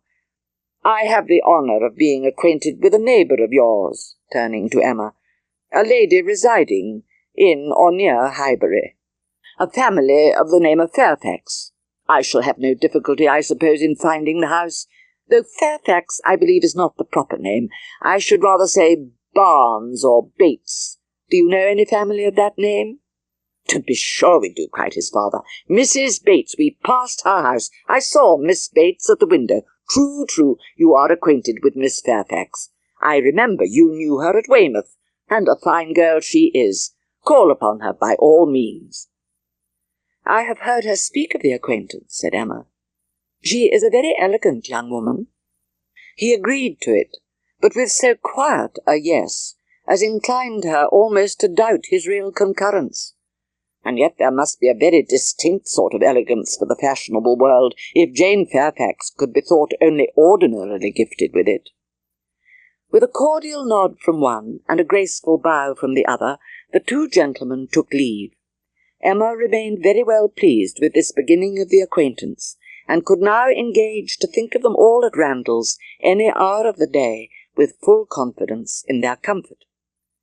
Emma's very good opinion of Frank Churchill was a little shaken the following day by hearing that he was gone off to London merely to have his hair cut. A sudden freak seemed to have seized him at breakfast, and he had sent for a chaise and set off, intending to return to dinner, but with no more important view than appeared than having his hair cut. There was certainly no harm in his travelling 16 miles twice over on such an errand, but there was an air of foppery and nonsense in it which she could not approve. His father only called him a coxcomb and thought it a very good story, but that Mrs. Weston did not like it was clear enough, by her passing it over as quickly as possible and making no other comment than that all young people would have their little whims. Mr. Weston, on his side, added a virtue to the account which must have some weight. He gave her to understand that Frank admired her extremely, thought her very beautiful and very charming, and with so much to be said for him altogether, she found she must not judge him harshly. Although in one instance the bearers of not good tidings, Mr. and Mrs. Weston's visit this morning was in another respect particularly opportune. Something occurred while they were at Hartfield to make Emma want their advice, and, which was still more lucky, she wanted exactly the advice they gave. This was the occurrence. The Coles had been settled some years in Highbury, and were very good sort of people, friendly, liberal, and unpretending. But on the other hand, they were of low origin in trade, and only moderately genteel. On their first coming into the country, they had lived in proportion to their income, quietly keeping little company, and that little unexpensively.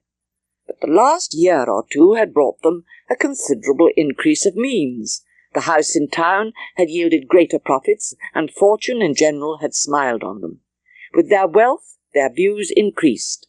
Their love of society and their new dining-room prepared everybody for their keeping dinner company, and a few parties, chiefly among the single men, had already taken place. The regular and best families Emma could hardly suppose they would presume to invite. Nothing should tempt her to go if they did. The Coles were very respectable in their way, but they ought to be taught that it was not for them to arrange the terms on which the superior families would visit them.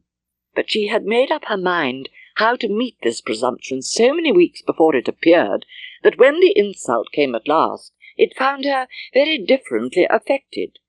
She felt that she should like to have the power of refusal, and afterwards, as the idea of the party to be assembled there, consisting precisely of those whose society was dearest to her, occurred again and again, she did not know that she might not have been tempted to accept. Harriet was to be there in the evening, and the Bateses. They had been speaking of it as they walked about Highbury the day before, and Frank Churchill had most earnestly lamented her absence. Might not the evening end in a dance, had been a question of his.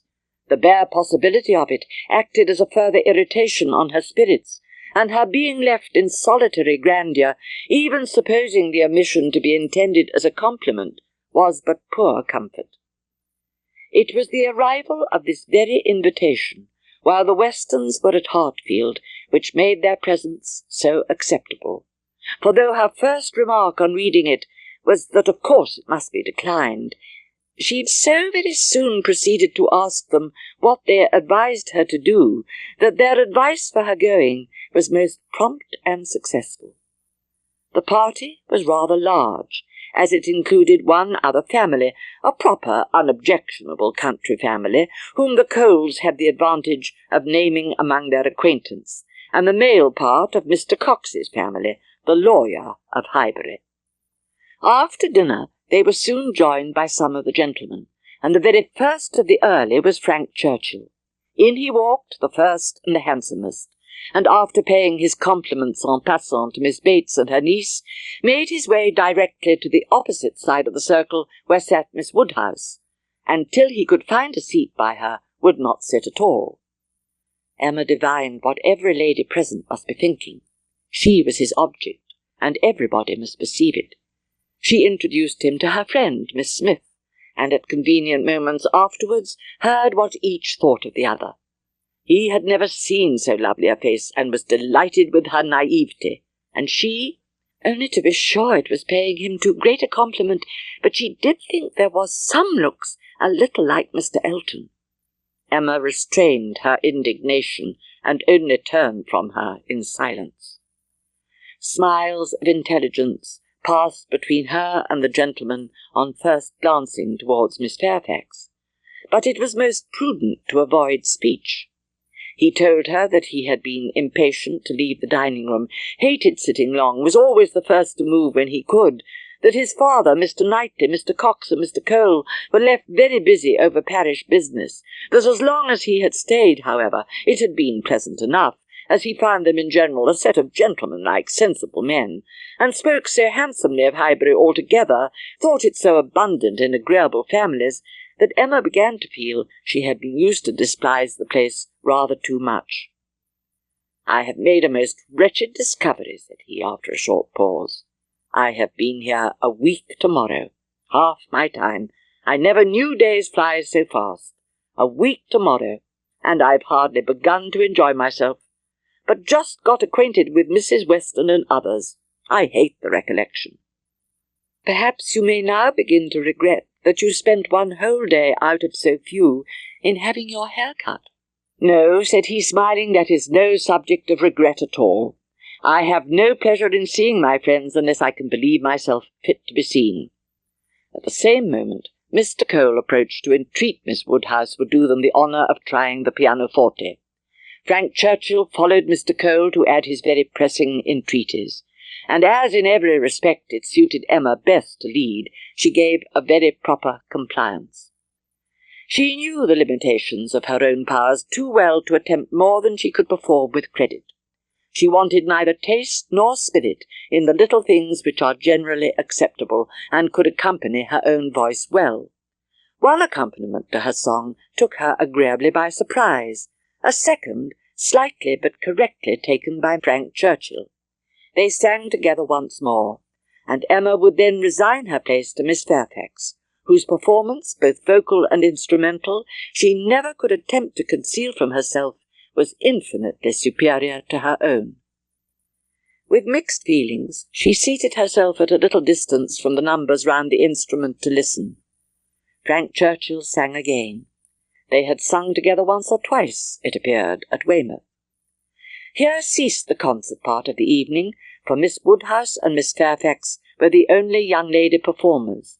But soon, within 5 minutes, the proposal of dancing, originating nobody exactly knew where, was so effectually promoted by Mr. and Mrs. Cole that everything was rapidly clearing away to give proper space. Mrs. Weston, capital in her country dances, was seated and beginning an irresistible waltz, and Frank Churchill, coming up with most becoming gallantry to Emma, had secured her hand and led her to the top. 2 dances, unfortunately, were all that could be allowed. It was growing late, and Miss Bates became anxious to get home on her mother's account, and after some attempts, therefore, to be permitted to begin again, they were obliged to thank Mrs. Weston, look sorrowful, and have done. "Perhaps it is as well," said Frank Churchill, as he attended Emma to her carriage. "I must have asked Miss Fairfax, and her languid dancing would not have agreed with me after yours." It may be possible to do without dancing entirely. Instances have been known of young people passing many, many months successively without being at any ball of any description, and no material injury accrue either to body or mind. But when a beginning is made, when the felicities of rapid motion have once been though slightly felt, it must be a very heavy set that does not ask for more. Frank Churchill had danced once at Highbury, and longed to dance again. His first proposition and request, that the dance begun at Mr. Cole's should be finished at Randalls, that the same party should be collected and the same musician engaged, met with the readiest acquiescence. "You and Miss Smith and Miss Fairfax will be 3, and the 2 Miss Coxes 5, had been repeated many times over. And there will be the 2 Gilberts, young Cox, my father and myself, besides Mr. Knightley. Yes, that will be quite enough for pleasure. You and Miss Smith and Miss Fairfax will be 3, and the 2 Miss Coxes 5, and for 5 couples there will be plenty of room." Emma demurred. It would be a crowd, a sad crowd, and what could be worse than dancing without space to turn in? Before the middle of the next day, Frank Churchill was at Hartfield, and he entered the room with such an agreeable smile as certified the continuance of the scheme. It soon appeared that he came to announce an improvement. "Well, Miss Woodhouse," he almost immediately began, "your inclination for dancing has not been quite frightened away, I hope, by the terrors of my father's little rooms. I bring a new proposal on the subject, a thought of my father's, which waits only your approbation to be acted upon. May I hope for the honour of your hand, for the first 2 dances of this little projected ball to be given at the Crown Inn?" "The Crown?" "My father and Mrs. Weston are at the Crown at this moment," said Frank Churchill, examining the capabilities of the house. "I left them there and came on to Hartfield impatient for your opinion, am hoping you might be persuaded to join them and give your advice on the spot. I was desired to say so from both. It would be the greatest pleasure to them if you could allow me to attend you there. They can do nothing satisfactorily without you."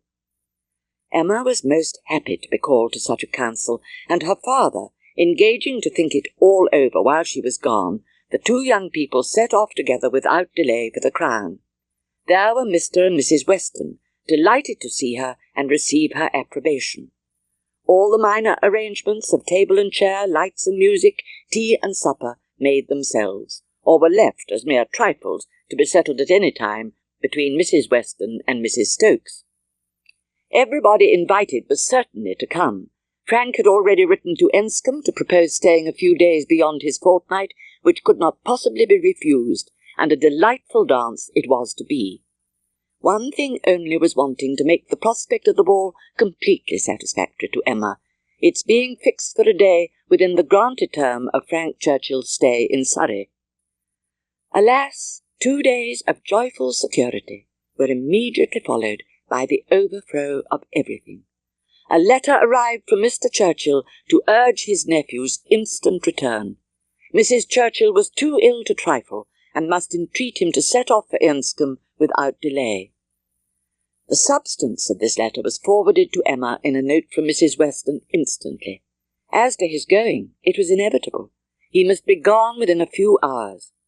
Mrs. Weston added that he could only allow himself time to hurry to Highbury after breakfast, and take leave of the few friends there whom he could suppose to feel any interest in him, and that he might be expected at Hartfield very soon. This wretched note was the finale of Emma's breakfast. When once it had been read, there was no doing anything but lament and exclaim, the loss of the ball, the loss of the young man, and all that the young man might be feeling. It was too wretched. Such a delightful evening as it would have been, everybody so happy, and she and her partner the happiest. Emma was ready for her visitor some time before he appeared, but if this reflected at all upon his impatience, his sorrowful look and total want of spirits when he did come might redeem him. He felt the going away almost too much to speak of it. His dejection was most evident. He sat really lost in thought for the first few minutes, and when rousing himself, it was only to say, "Of all horrid things, leave-taking is the worst." "But you will come again," said Emma. "This will not be your only visit." "Ah," shaking his head, "the uncertainty of when I may be able to return. I shall try for it with a zeal. It will be the object of all my thoughts and cares, and if my uncle and aunt go to town this spring— but I am afraid they did not stir last spring. I am afraid it is a custom gone forever. If I can come again, we are still to have our ball. My father depends on it. Do not forget your engagement." Emma looked graciously. "Such a fortnight as it has been," he continued, "every day more precious and more delightful than the day before, every day making me less fit to bear any other place. Happy those who can remain at Highbury." A very friendly shake of the hand, a very earnest good-bye, closed the speech, and the door had soon shut out Frank Churchill. Short had been the notice, short their meeting. He was gone, and Emma felt so sorry to part, and foresaw so great a loss to their little society from his absence, as to begin to be afraid of being too sorry and feeling it too much. Emma continued to entertain no doubt of her being in love. Her ideas only varied as to the how much. At first she thought it was a good deal, and afterwards but little. She had great pleasure in hearing Frank Churchill talked of, and for his sake greater pleasure than ever in seeing Mr. and Mrs. Weston. She was very often thinking of him, and quite impatient for a letter, that she might know how he was, how were his spirits, how was his aunt, and what was the chance of his coming to Randalls again this spring. But on the other hand, she could not admit herself to be unhappy. "I must not dwell upon it," said she. "I must not think of it." And indeed, as Frank Churchill's arrival had succeeded Mr. Elton's engagement in the conversation of Highbury, as the latest interest had entirely borne down the first, so now upon Frank Churchill's disappearance, Mr. Elton's concerns were assuming the most irresistible form. His wedding day was named.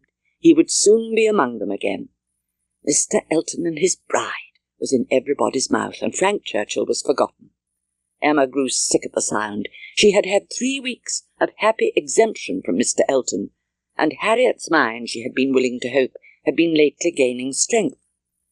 Now poor Harriet was in a flutter of spirits which required all the reasonings and soothings and attentions of every kind that Emma could give. Emma felt that she could not do too much for her, that Harriet had a right to all her ingenuity and all her patience. But it was heavy work to be for ever convincing without producing any effect, for ever agreed to without being able to make their opinions the same. Harriet listened submissively and said, "It was very true. It was just as Miss Woodhouse described. It was not worth while to think about them, and she would not think about them any longer." But no change of subject could avail, and the next half hour saw her as anxious and restless about the Eltons as before. At last Emma attacked her on another ground.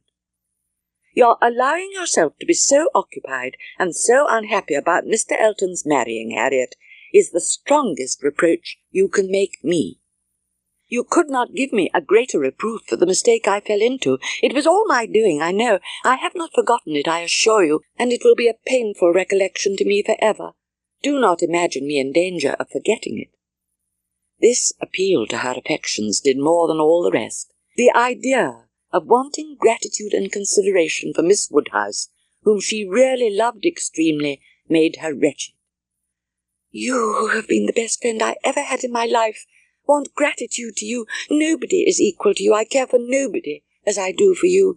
Oh, Miss Woodhouse, how ungrateful I have been."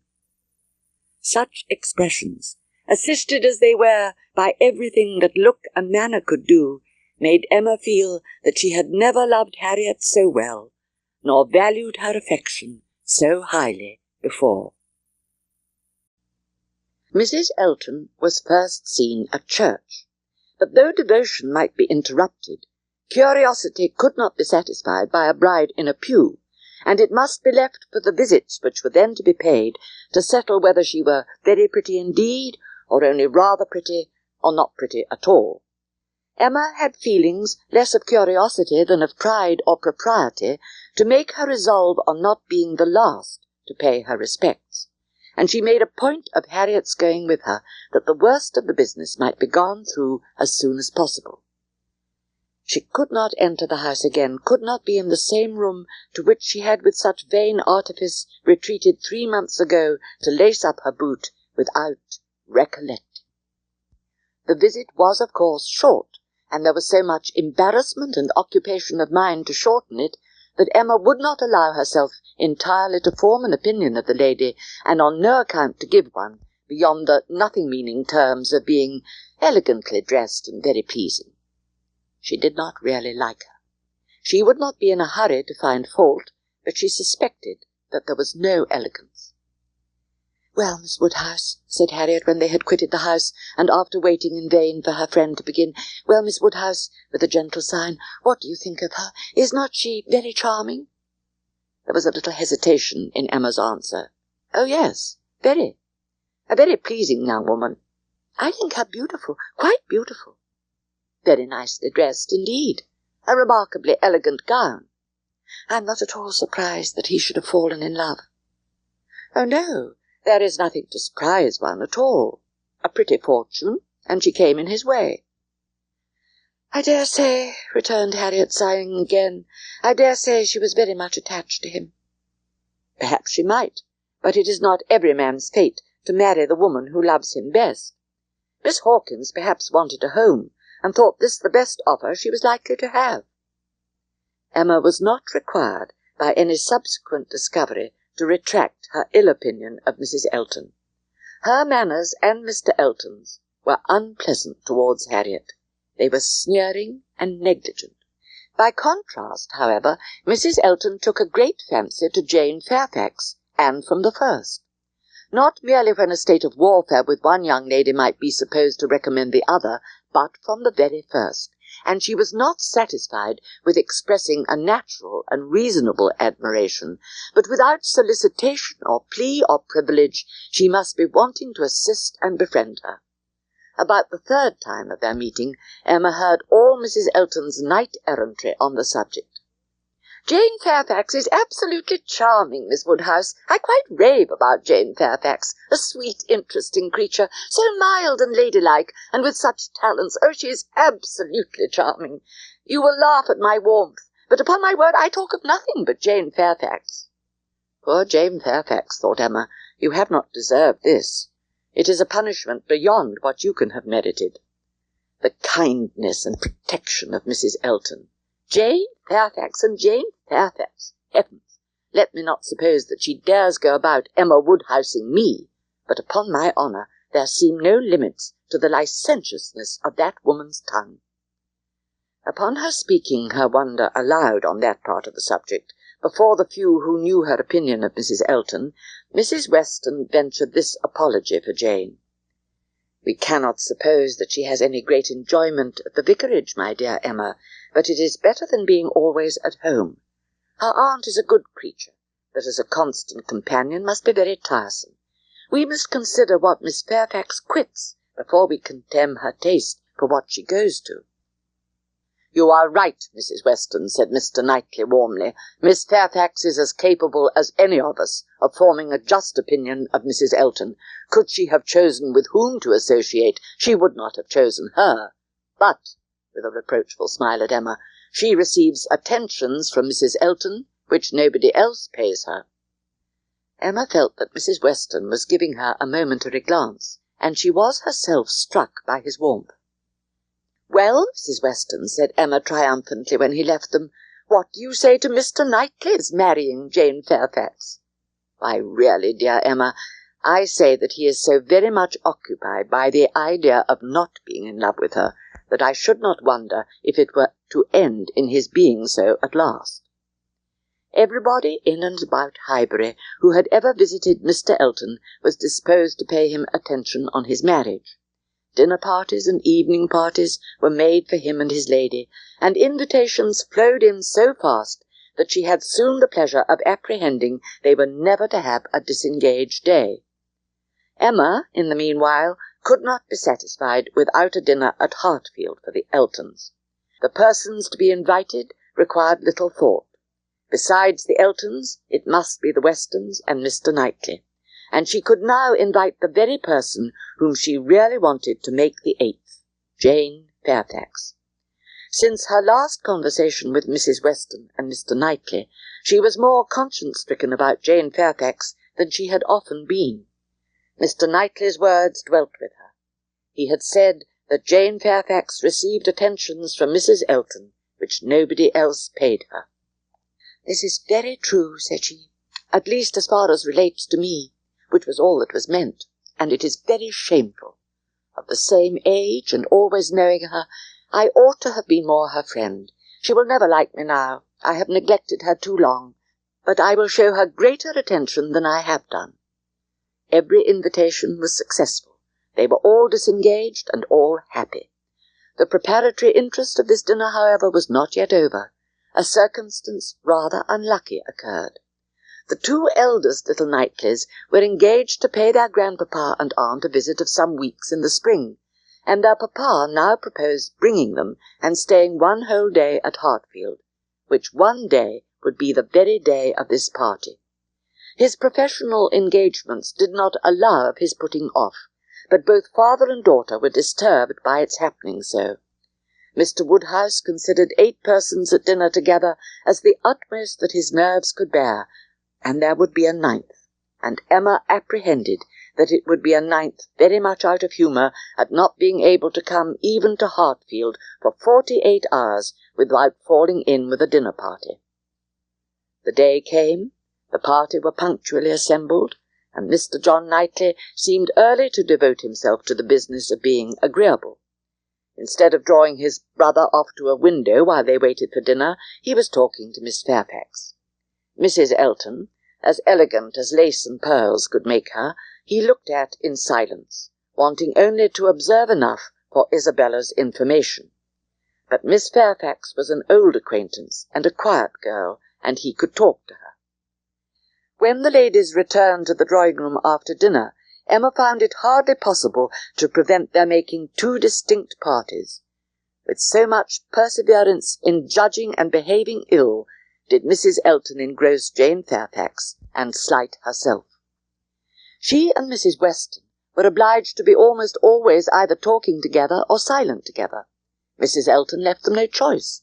If Jane repressed her for a little time, she soon began again, and much that passed between them was in a half-whisper, especially on Mrs. Elton's side. The whole party were but just reassembled in the drawing-room when Mr. Weston made his appearance among them. He had been unexpectedly summoned to town on that very day, but had promised to do his best to join the party. He had returned to a late dinner and walked to Hartfield as soon as it was over. Having satisfied the inquiries of his wife as to his dinner, he gave her a letter. It was from Frank, and to herself. He had met with it in his way, and had taken the liberty of opening it. Read it, said he. It will give you pleasure. Only a few lines, will not take you long. Read it to Emma. The two ladies looked over it together, and he sat smiling and talking to them the whole time, in a voice a little subdued, but very audible to everybody. Well, he's coming, you see. Good news, I think. Well, what do you say to it? I always told you he'd be here again soon, did not I? Anne, my dear, did not I always tell you so? And you would not believe me. In town next week, you see, at the latest, I dare say. It was well that he took everybody's joy for granted, or he might not have thought either Mr. Woodhouse or Mr. Knightley particularly delighted. They were the first entitled, after Mrs. Weston and Emma, to be made happy. From them he would have proceeded to Miss Fairfax, but she was so deep in conversation with John Knightley that it would have been too positive an interruption, and finding himself close to Mrs. Elton, and her attention disengaged, he necessarily began on the subject with her. "I hope I shall soon have the pleasure of introducing my son to you," said Mr. Weston. Mrs. Elton, very willing to suppose a particular compliment intended her by such a hope, smiled most graciously. "You have heard of a certain Frank Churchill, I presume," he continued, "and know him to be my son, though he does not bear my name." "Oh, yes, and I shall be very happy in his acquaintance. I am sure Mr. Elton will lose no time in calling on him, and we shall both have great pleasure in seeing him at the vicarage."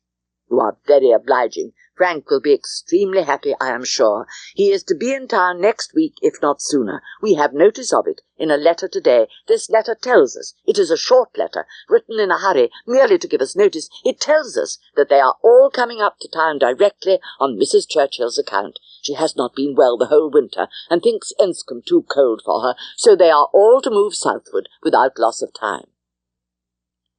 A very little quiet reflection was enough to satisfy Emma as to the nature of her agitation on hearing this news of Frank Churchill.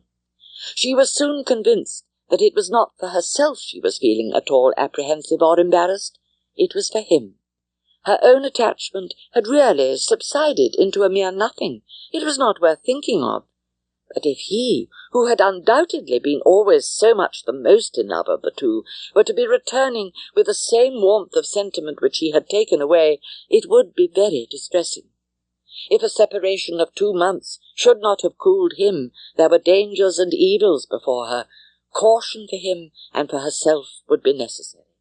She did not mean to have her own affections entangled again, and it would be incumbent on her to avoid any encouragement of his.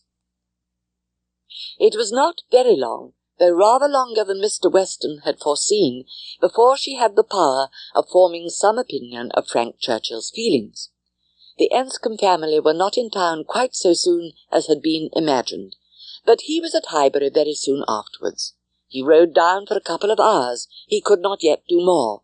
But as he came from Randalls immediately to Hartfield, she could then exercise all her quick observation, and speedily determine how he was influenced, and how she must act. He was in high spirits, as ready to talk and laugh as ever, and seemed delighted to speak of his former visit, and recur to old stories, and he was not without agitation. It was not in his calmness that she read his comparative indifference. He was not calm. His spirits were evidently fluttered. There was restlessness about him. But what decided her belief on the subject was his staying only a quarter of an hour, and hurrying away to make other calls in Highbury. She had no doubt as to his being less in love, but neither his agitated spirits nor his hurrying away seemed like a perfect cure, and she was rather inclined to think it implied a dread of her returning power and a discreet resolution of not trusting himself with her long. This was the only visit from Frank Churchill in the course of 10 days. He was often hoping, intending to come, but was always prevented. His aunt could not bear to have him leave her. Such was his own account. It soon appeared that London was not the place for her. She could not endure its noise. They were going to remove immediately to Richmond. Mrs. Churchill had been recommended to the medical skill of an eminent person there, and had otherwise a fancy for the place. Mr. Weston's happiness was indisputable. Now it would be really having Frank in their neighbourhood. What were 9 miles to a young man? An hour's ride. Richmond was the very distance for easy intercourse. One good thing was immediately brought to a certainty by this removal, the ball at the Crown. It had not been forgotten before, but it had been soon acknowledged vain to attempt to fix a day.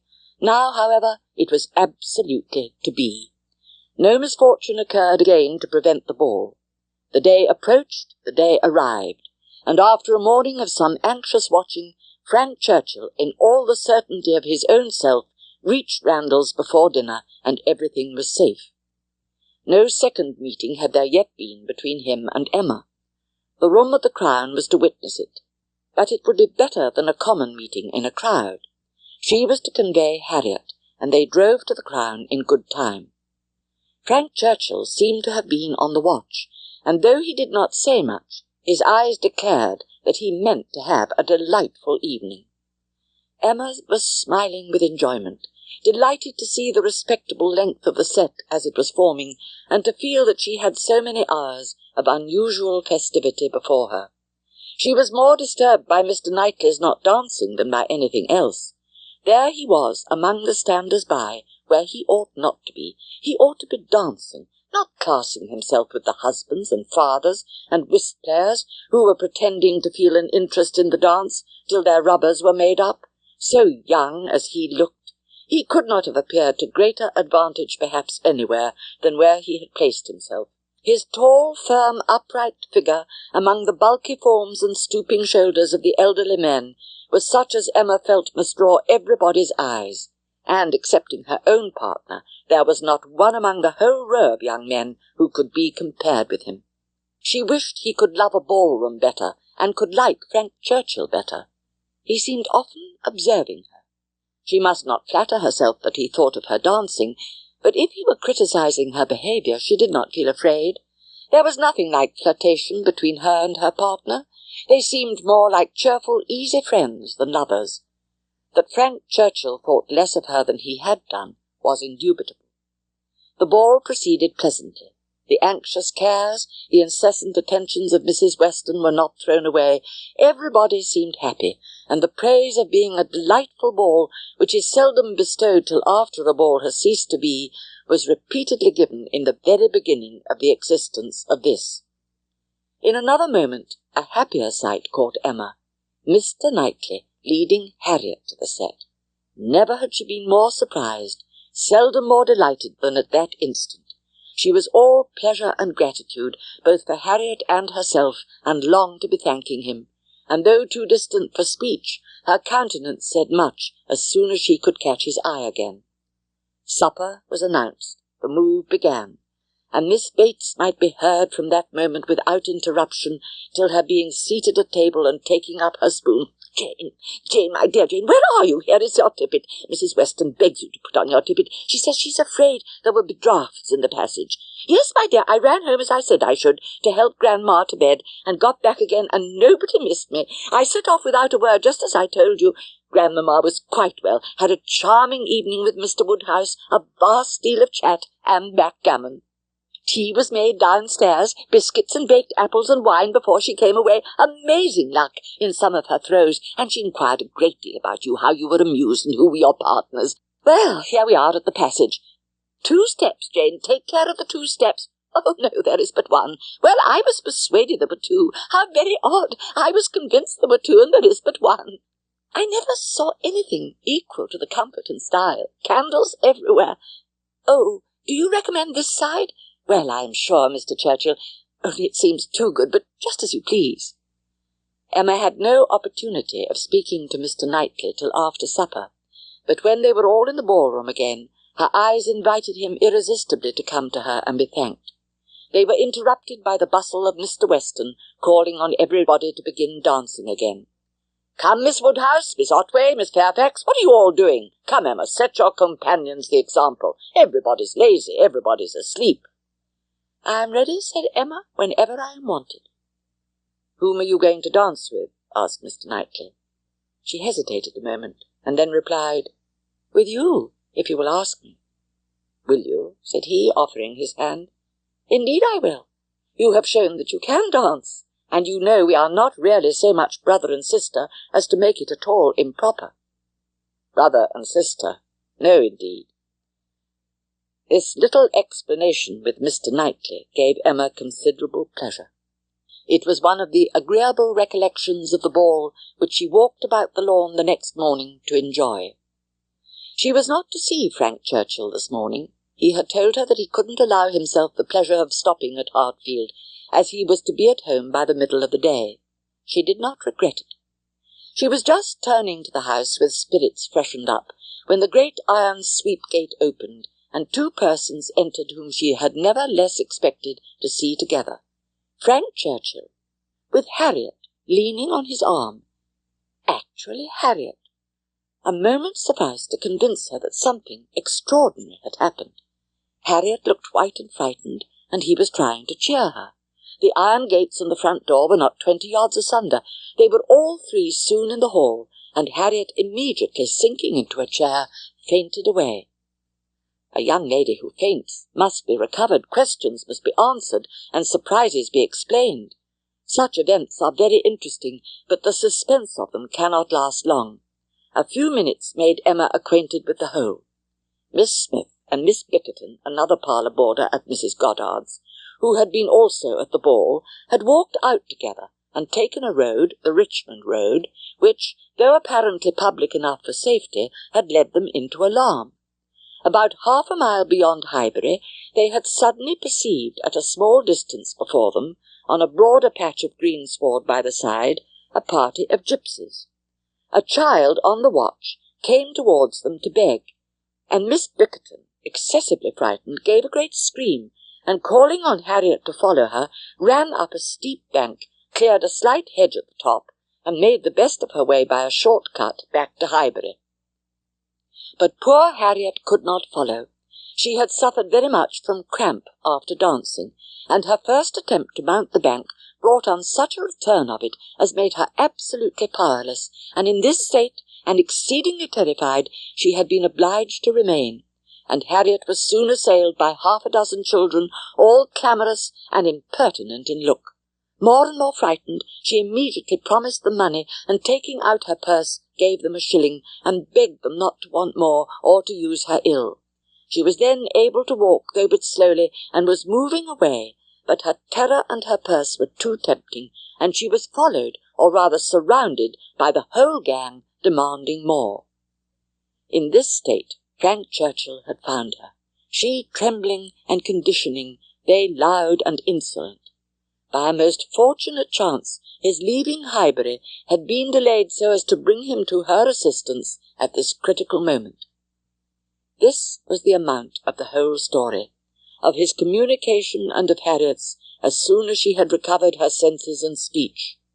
Such an adventure as this, a fine young man and a lovely young woman thrown together in such a way, could hardly fail of suggesting certain ideas to the coldest heart and the steadiest brain. It was a very extraordinary thing.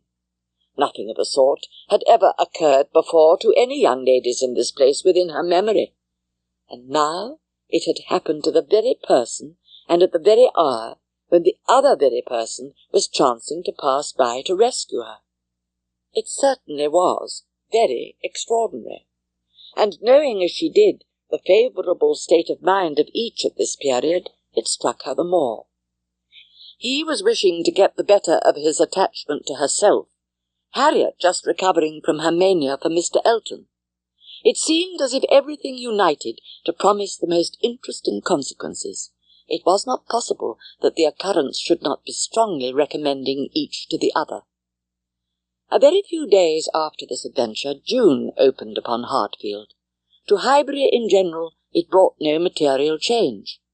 Mr. Knightley, who for some reason best known to himself had certainly taken an early dislike to Frank Churchill, was only growing to dislike him more. He began to suspect him of some double-dealing in his pursuit of Emma. That Emma was his object appeared indisputable. Everything declared it.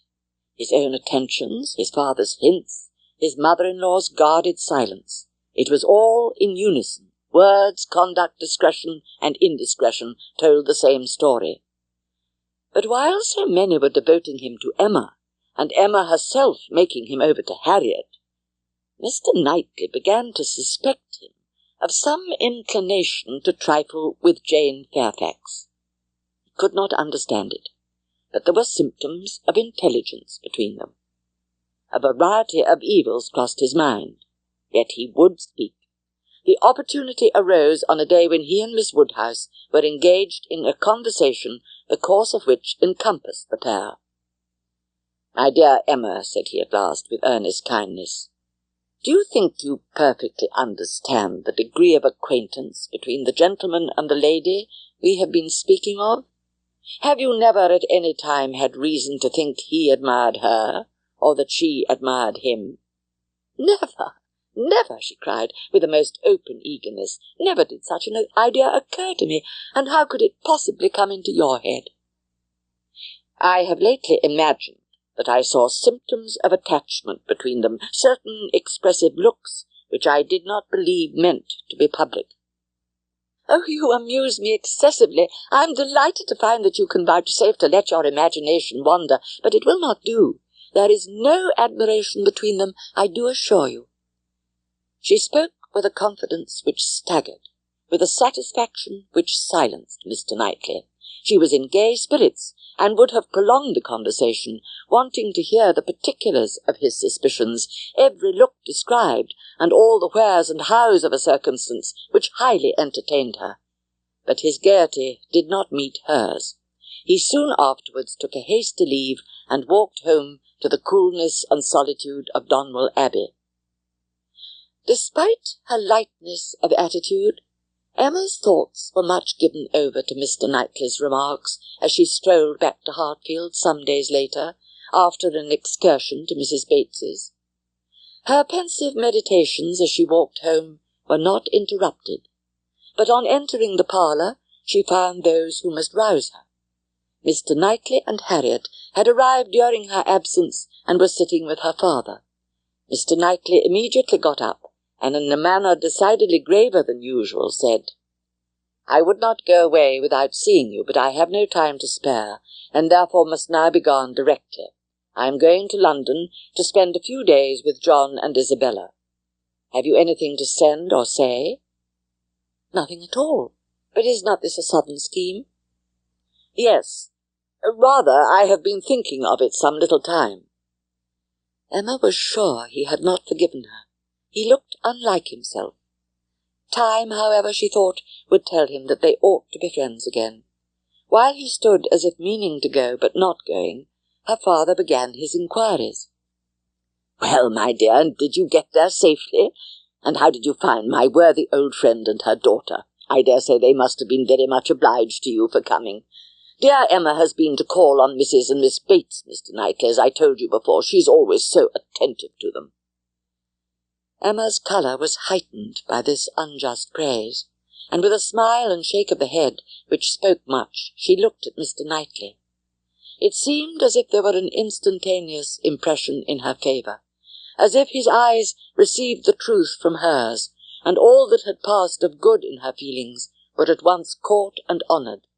He looked at her with a glow of regard. She was warmly gratified, and in another moment still more so, by a little movement of more than common friendliness on his part. He took her hand. Whether she had not herself made the first motion, she could not say. She might perhaps have rather offered it, but he took her hand, pressed it, and certainly was on the point of carrying it to his lips, when, from some fancy or other, he suddenly let it go. Why should he feel such a scruple? Why he should change his mind when it was all but done, she could not perceive. He would have judged better, she thought, if he had not stopped. The intention, however, was indubitable, and whether it was that his manners had in general so little gallantry, or however else it happened, but she thought nothing became him more.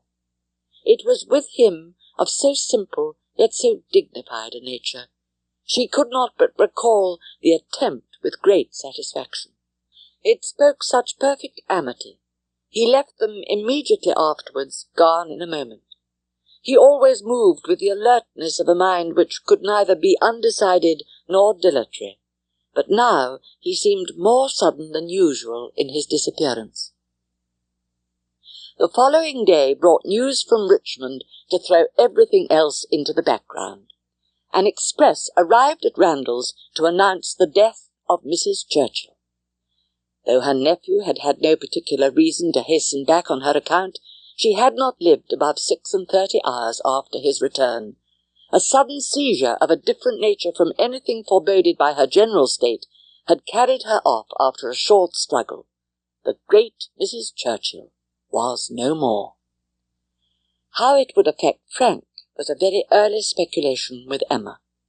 The character of Mrs. Churchill, the grief of her husband, her mind glanced over them both with awe and compassion, and then rested with lightened feelings on how Frank might be affected by the event, how benefited, how freed. She saw in a moment all the possible good. Now an attachment to Harriet Smith would have nothing to encounter. Harriet behaved extremely well on the occasion, with great self-command. Whatever she might feel of brighter hope, she betrayed nothing. Short letters from Frank were received at Randalls, communicating all that was immediately important of their state and plans. Mr. Churchill was better than could be expected, and their first removal, on the departure of the funeral for Yorkshire, was to be the house of a very old friend in Windsor, to whom Mr. Churchill had been promising a visit the last 10 years. At present there was nothing to be done to Harriet. Good wishes for the future were all that could yet be possible on Emma's side. It was a more pressing concern to show attention to Jane Fairfax, whose prospects were closing while Harriet's opened, and whose engagements now allowed of no delay in anyone at Highbury who wished to show her kindness, and with Emma it was grown into a first wish. She resolved to prevail on her to spend a day at Hartfield. A note was written to urge it. The invitation was refused, and by a verbal message. Miss Fairfax was not well enough to write.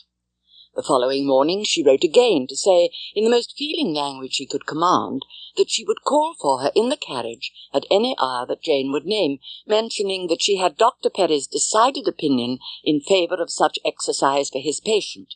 The answer was only in this short note: Miss Fairfax's compliments and thanks, but she is quite unequal to any exercise. Emma felt that her own note had deserved something better, but it was impossible to quarrel with words whose tremulous inequality showed indisposition so plainly, and she thought only of how she might best counteract this unwillingness to be seen or assisted. In spite of the answer, therefore, she ordered the carriage and drove to Mrs. Bates's, in the hope that Jane would be induced to join her, but it would not do. Miss Bates came to the carriage door all gratitude, and agreeing with her most earnestly in thinking an airing might be of the greatest service, and everything that message could do was tried, but all in vain.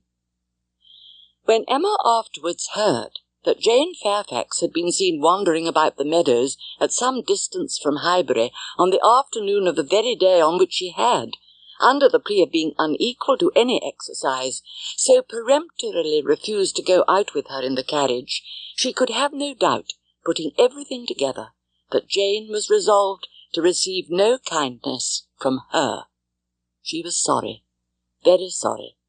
Her heart was grieved for a state which seemed but the more pitiable from this sort of irritation of spirits, inconsistency of action, and inequality of powers, and it mortified her that she was given so little credit for proper feeling, or esteemed so little worthy as a friend. But she had the consolation of knowing that her intentions were good, and of being able to say to herself that could Mr. Knightley have been privy to all her attempts of assisting Jane Fairfax, could he even have seen into her heart, he would not on this occasion have found anything to reprove. One morning, about 10 days after Mrs. Churchill's decease, Emma was called downstairs to Mr. Weston, who could not stay 5 minutes and wanted particularly to speak with her. He met her at the parlour door, and hardly asking her how she did, in the natural key of his voice, sunk it immediately to say, unheard by her father, "Can you come to Randalls at any time this morning? Do, if it be possible. Mrs. Weston wants to see you. She must see you." "Is she unwell?" "No, not at all. Only a little agitated. She would have ordered the carriage and come to you, but she must see you alone. Can you come?" "Certainly. This moment, if you please. It is impossible to refuse what you ask in such a way, but what can be the matter? Is she really not ill?" "Depend upon me, but ask no more questions. You will know it all in time. The most unaccountable business. Shh, shh." They hurried on, and speedily arrived. "Well, my dear," said he as they entered the room, "I have brought her, and now I hope you will soon be better. I shall leave you together." Mrs. Weston was looking so ill, and had an air of so much perturbation, that Emma's uneasiness increased, and the moment they were alone, she eagerly said, "What is it, my dear friend? Something of a very unpleasant nature, I find, has occurred. Do let me know directly what it is." "Have you indeed? No idea," said Mrs. Weston in a trembling voice. "Cannot you, my dear Emma? Cannot you form a guess as to what you are to hear?" "So far as that it relates to Mr. Frank Churchill, I do guess." "You are right. It does relate to him, and I will tell you directly. He has been here this very morning on a most extraordinary errand. It is impossible to express our surprise. He came to speak to his father on a subject, to announce an attachment." She stopped to breathe. Emma thought first of herself and then of Harriet. "More than an attachment, indeed," resumed Mrs. Weston. "An engagement. A positive engagement. What will you say, Emma? What will anybody say when it is known that Frank Churchill and Miss Fairfax are engaged? Nay, that they have been long engaged?" Emma even jumped with surprise, and horror-struck exclaimed, "Jane Fairfax? Good God, you are not serious? You do not mean it?" "You may well be amazed," returned Mrs. Weston, "but it is even so. There has been a solemn engagement between them ever since October, formed at Weymouth, and kept secret from everybody." Emma scarcely heard what was said. Her mind was divided between two ideas: her own former conversation with Mr. Knightley about Miss Fairfax, and poor Harriet, and for some time she could only exclaim and require confirmation, repeated confirmation. "Well," said she at last, trying to recover herself, "this is a circumstance which I must think of at least half a day before I can at all comprehend it. What? Engaged to her all the winter, before either of them came to Highbury? Engaged since October, secretly engaged. It has hurt me, Emma, very much. It has hurt his father equally. Some part of his conduct we cannot excuse." Emma pondered a moment, and then replied, "I will not pretend not to understand you, and to give you all the relief in my power. Be assured that no such effect has followed his attentions to me as you are apprehensive of." Mrs. Weston looked up, afraid to believe, but Emma's countenance was as steady as her words. "That you may have less difficulty in believing this boast of my present perfect indifference," she continued, "I will farther tell you that there was a period in the early part of our acquaintance, when I did like him. Fortunately, however, it did cease. I have really, for some time past, cared nothing about him. You may believe me, Mrs. Weston. This is the simple truth." Mrs. Weston kissed her with tears of joy, and when she could find utterance, assured her that this protestation had done her more good than anything else in the world could do. "Mr. Weston will almost be as relieved as myself," said she. "On this point we have been wretched. It was our darling wish that you might be attached to each other, and we were persuaded that it was so. Imagine what we have been feeling on your account. I have escaped, and that I should escape may be a matter of grateful wonder to you and myself. But this does not acquit him, Mrs. Weston, and I must say that I think him greatly to blame. What right had he to come among us with affection and faith engaged, and with manners so very disengaged? What right had he to endeavour to please, as he certainly did, to distinguish any one young woman with persevering attention, as he certainly did, while he really belonged to another? How could he tell what mischief he might be doing? How could he tell that he might not be making me in love with him? Very wrong indeed. Well, continued Emma, I suppose we shall gradually grow reconciled to the idea, and I wish them very happy. But I shall always think it a very abominable sort of proceeding. What has it been but a system of hypocrisy and deceit, espionage and treachery? To come among us with professions of openness and simplicity, and such a league in secret to judge us all. Here have we been, the whole winter and spring, completely duped, fancying ourselves all on an equal footing of truth and honour, with two people in the midst of us who may have been carrying round, comparing and sitting in judgment on sentiments and words that were never meant for both to hear. They must take the consequence, if they have heard each other spoken of in a way not perfectly agreeable. At this moment Mr. Weston appeared at a little distance from the window, evidently on the watch. His wife gave him a look which invited him in. "Well," exclaimed Emma upon seeing him, "a very pretty trick you have been playing me, upon my word. This was a device, I suppose, to sport my curiosity and exercise my talent of guessing. But you really frightened me. I thought you had lost half your property at least. And here, instead of its being a matter of condolence, it turns out to be one of congratulation. I congratulate you, Mr. Weston, with all my heart, on the prospect of having one of the most lovely and accomplished young women in England for your daughter." A glance or two between him and his wife convinced him that all was as right as this speech proclaimed, and its happy effect on his spirits was immediate. By the time they had talked it all over together, and he had talked it all over again with Emma, in their walk back to Hartfield, he was becoming perfectly reconciled, and not far from thinking it the very best thing that Frank could possibly have done. Harriet, poor Harriet. Those were the words.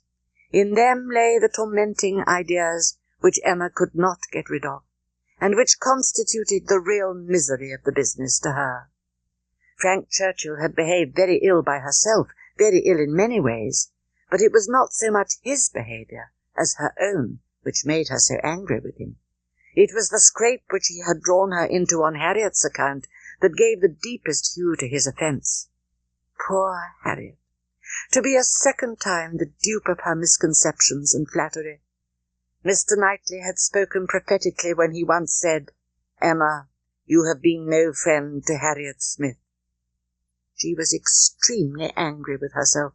If she could not have been angry with Frank Churchill too, it would have been dreadful. As for Jane Fairfax, she might at least relieve her feelings from any present solicitude on her account. Harriet would be anxiety enough. She need no longer be unhappy about Jane, whose troubles and whose ill health, having, of course, the same origin, must be equally under cure. Her days of insignificance and evil were over. She would soon be well and happy and prosperous. Emma could now imagine why her own attentions had been slighted. This discovery made many smaller matters open. Her heart beat quick on hearing Harriet's footstep and voice. "Well, Miss Woodhouse," cried Harriet, coming eagerly into the room, "is not this the oddest news that ever was?" "What news do you mean?" replied Emma, unable to guess by look or voice whether Harriet could indeed have received any hint. "About Jane Fairfax. Did you ever hear anything so strange? Oh, you need not be afraid of owning it to me, for Mr. Weston has told me himself." "What did Mr. Weston tell you?" said Emma, still perplexed. "Oh, he told me all about it, that Jane Fairfax and Mr. Frank Churchill are to be married, and that they have been privately engaged to one another this long while. How very odd." It was indeed so odd. Harriet's behaviour was so extremely odd that Emma did not know how to understand it. "Had you any idea," cried Harriet, "of his being in love with her?" "Upon my word," said Emma, "I begin to doubt my having any such talent.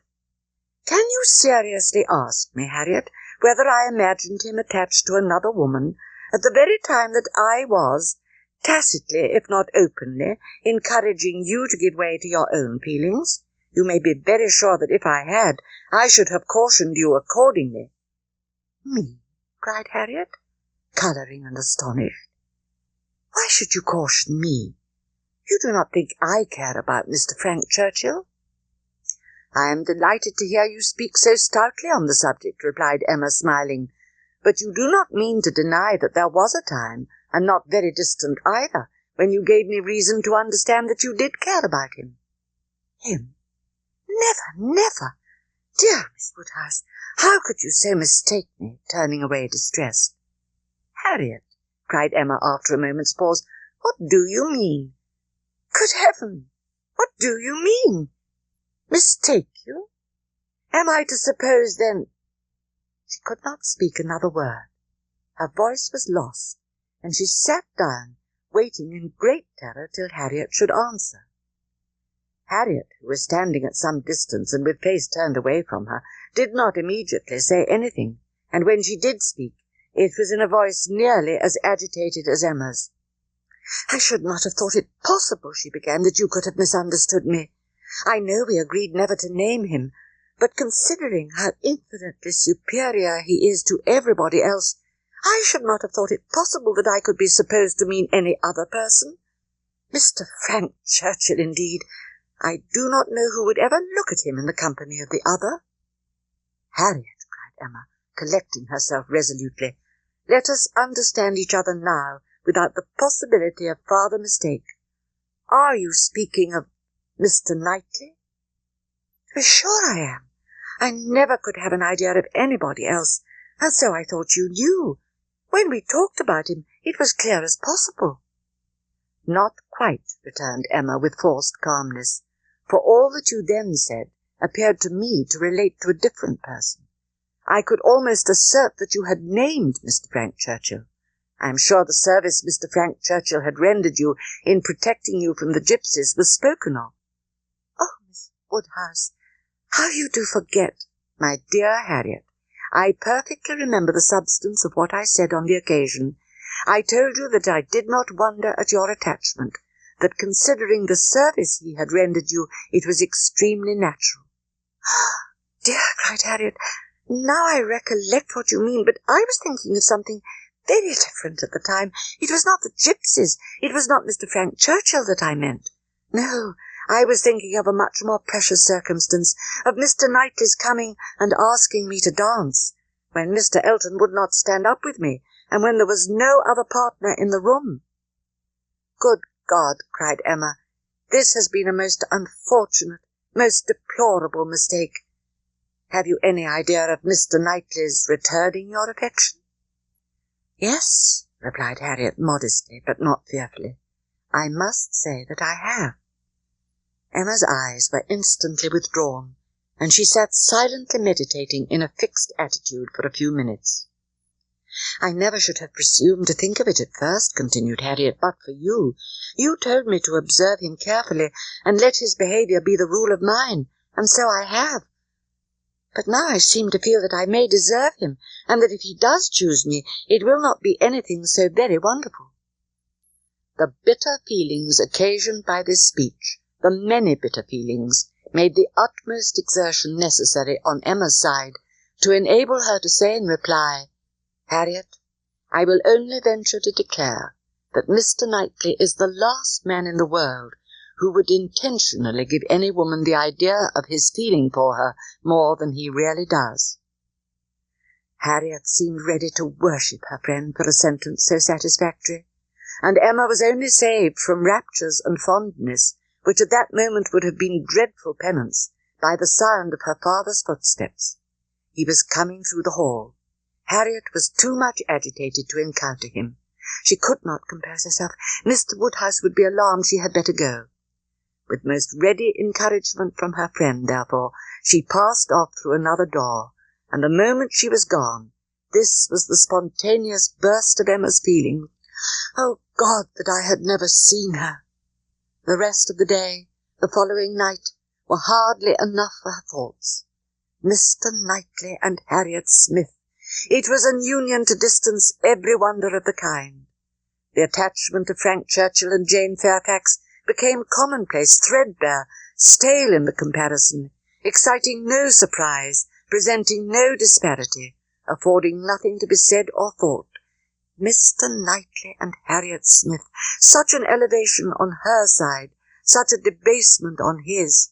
It was horrible to Emma to think how it must sink him in the general opinion, to foresee the smiles, the sneers, the merriment it would prompt at his expense. How Harriet could ever have had the presumption to raise her thoughts to Mr. Knightley? Alas, was not that her own doing too? Who had been at pains to give Harriet notions of self-consequence but herself? If Harriet from being humble were grown vain, it was her doing too. Till now that she was threatened with its loss, Emma had never known how much of her happiness depended on being first with Mr. Knightley, first in interest and affection. Satisfied that it was so, and feeling it her due, she had enjoyed it without reflection, and only in the dread of being supplanted found how inexpressibly important it had been. Could she be secure of his never marrying at all, she believed she should be perfectly satisfied. Let him but continue the same Mr. Knightley to her and her father, the same Mr. Knightley to all the world. Marriage, in fact, would not do for her. It would be incompatible with what she owed to her father and with what she felt for him. Nothing should separate her from her father. She would not marry, even if she were asked by Mr. Knightley. The evening of this day was very long and melancholy at Hartfield. The weather added what it could of gloom. A cold, stormy rain set in, and nothing of summer appeared but in the trees and shrubs, which the wind was despoiling, and the length of the day, which only made such cruel sights the longer visible. The weather continued much the same all the following morning, and the same loneliness and the same melancholy seemed to reign at Hartfield. But in the afternoon it cleared. The sun appeared. It was summer again. With all the eagerness which such a transition gives, Emma resolved to be out of doors as soon as possible. There, with spirits freshened and thoughts a little relieved, she saw Mr. Knightley passing through the garden door and coming towards her. It was the first intimation of his being returned from London. She had been thinking of him the moment before as unquestionably 16 miles distant. There was time only for the quickest arrangement of mind. She must be collected and calm. In half a minute they were together.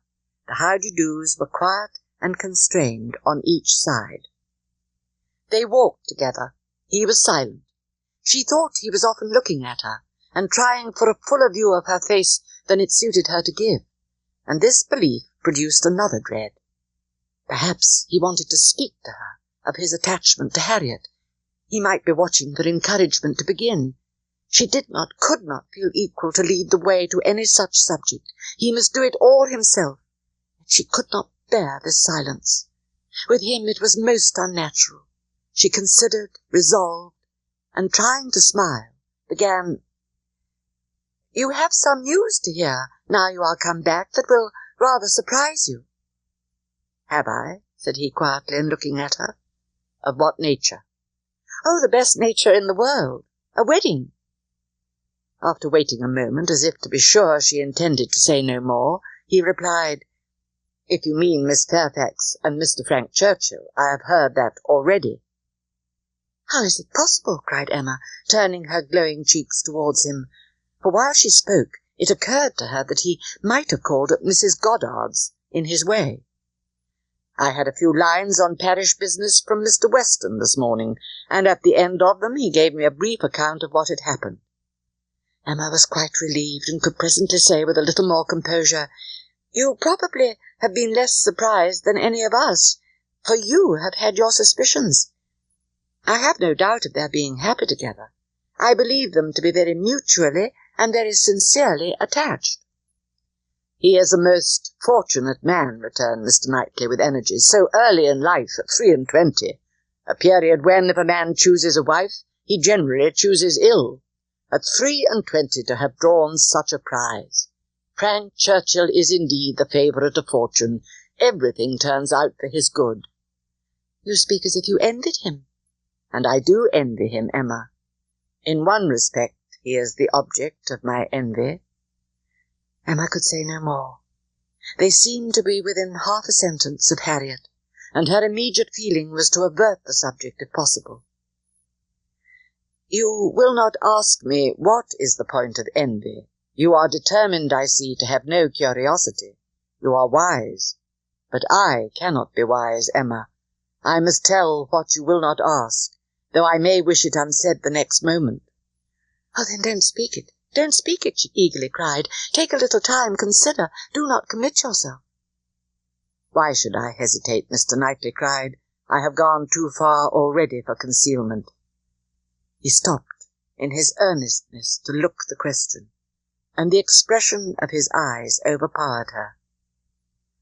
"My dearest Emma," said he, "for dearest you will always be, whatever the event of this hour's conversation, my dearest, most beloved Emma, tell me at once. Say no, if it is to be said." She could really say nothing. "You are silent," he cried with great animation, "absolutely silent.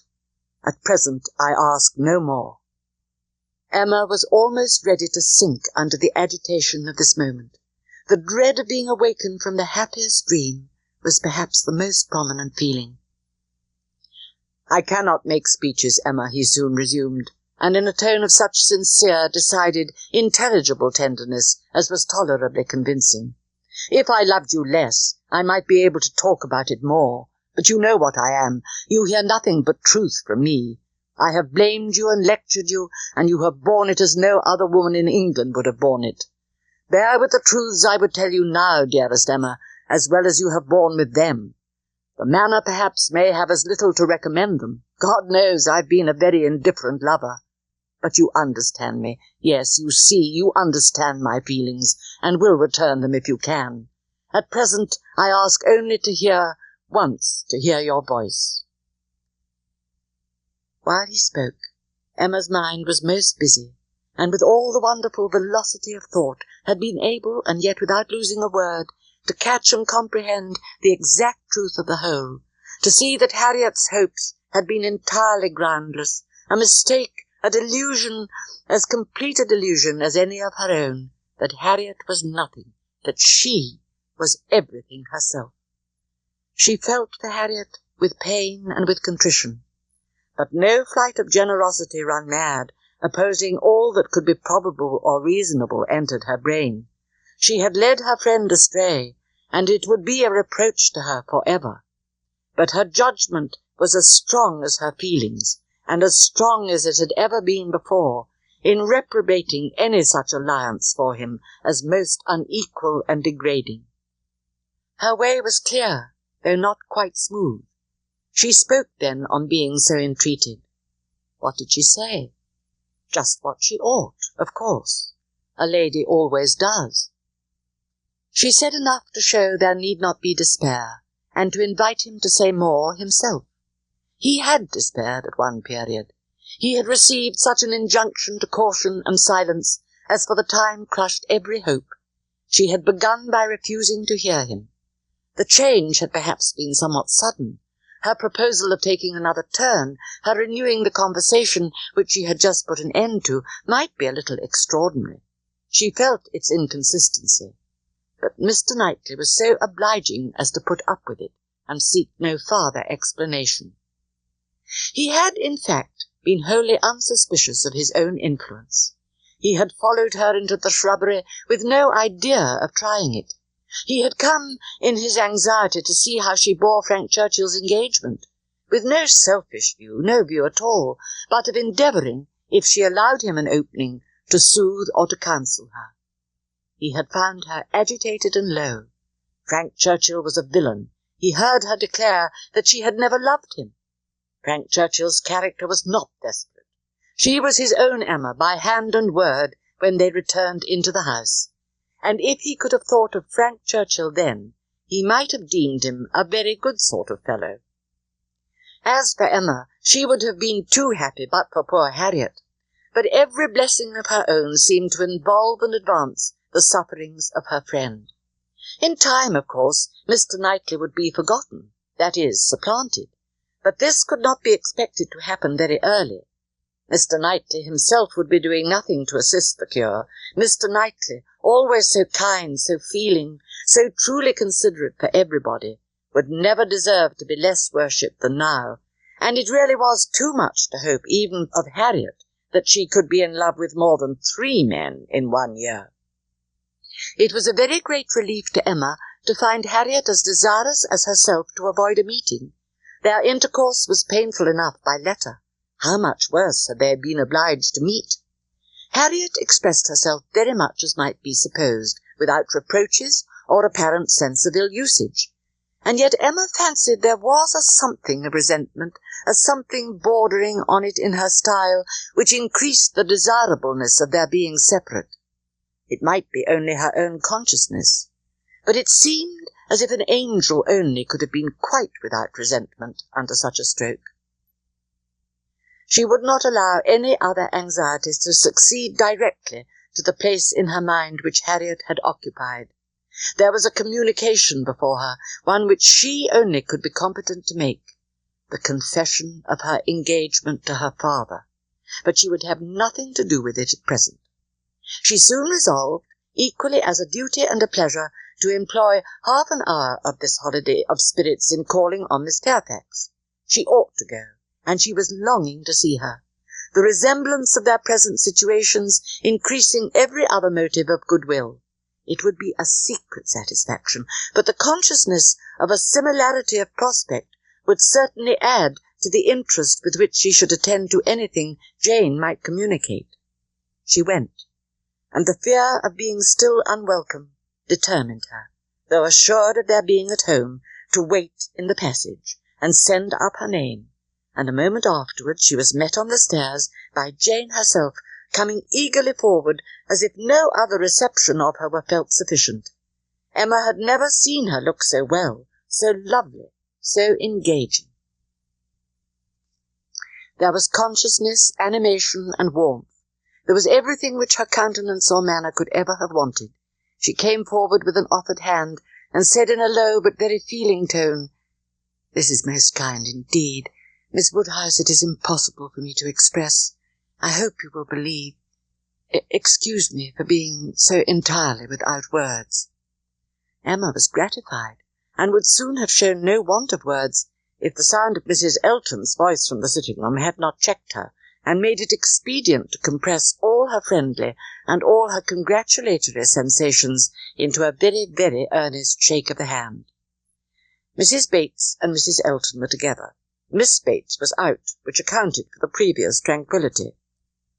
Emma could have wished Mrs. Elton elsewhere, but she was in a humour to have patience with everybody, and as Mrs. Elton met her with unusual graciousness, she hoped the rencontre would do them no harm. Soon after this, Miss Bates came in, and from her more than commonly thankful delight towards Mrs. Elton for being there, Emma guessed that there had been a little show of resentment towards Jane from the vicarage quarter, which was now graciously overcome. After a little more conversation had passed, Emma felt that she could not do better than go home directly. She was pleased, on taking leave, to find Miss Fairfax determined to attend her out of the room, to go with her even downstairs. It gave her an opportunity which she immediately made use of to say, "It is as well, perhaps, that I have not had the possibility.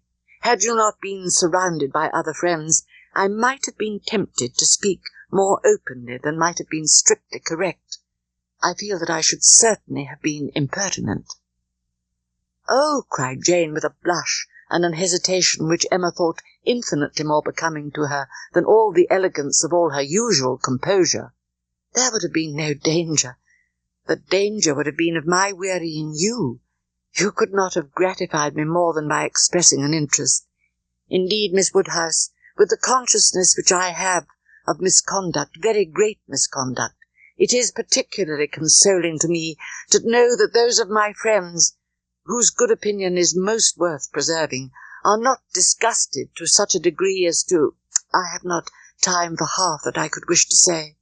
I long to make apologies, excuses. I feel it so very due."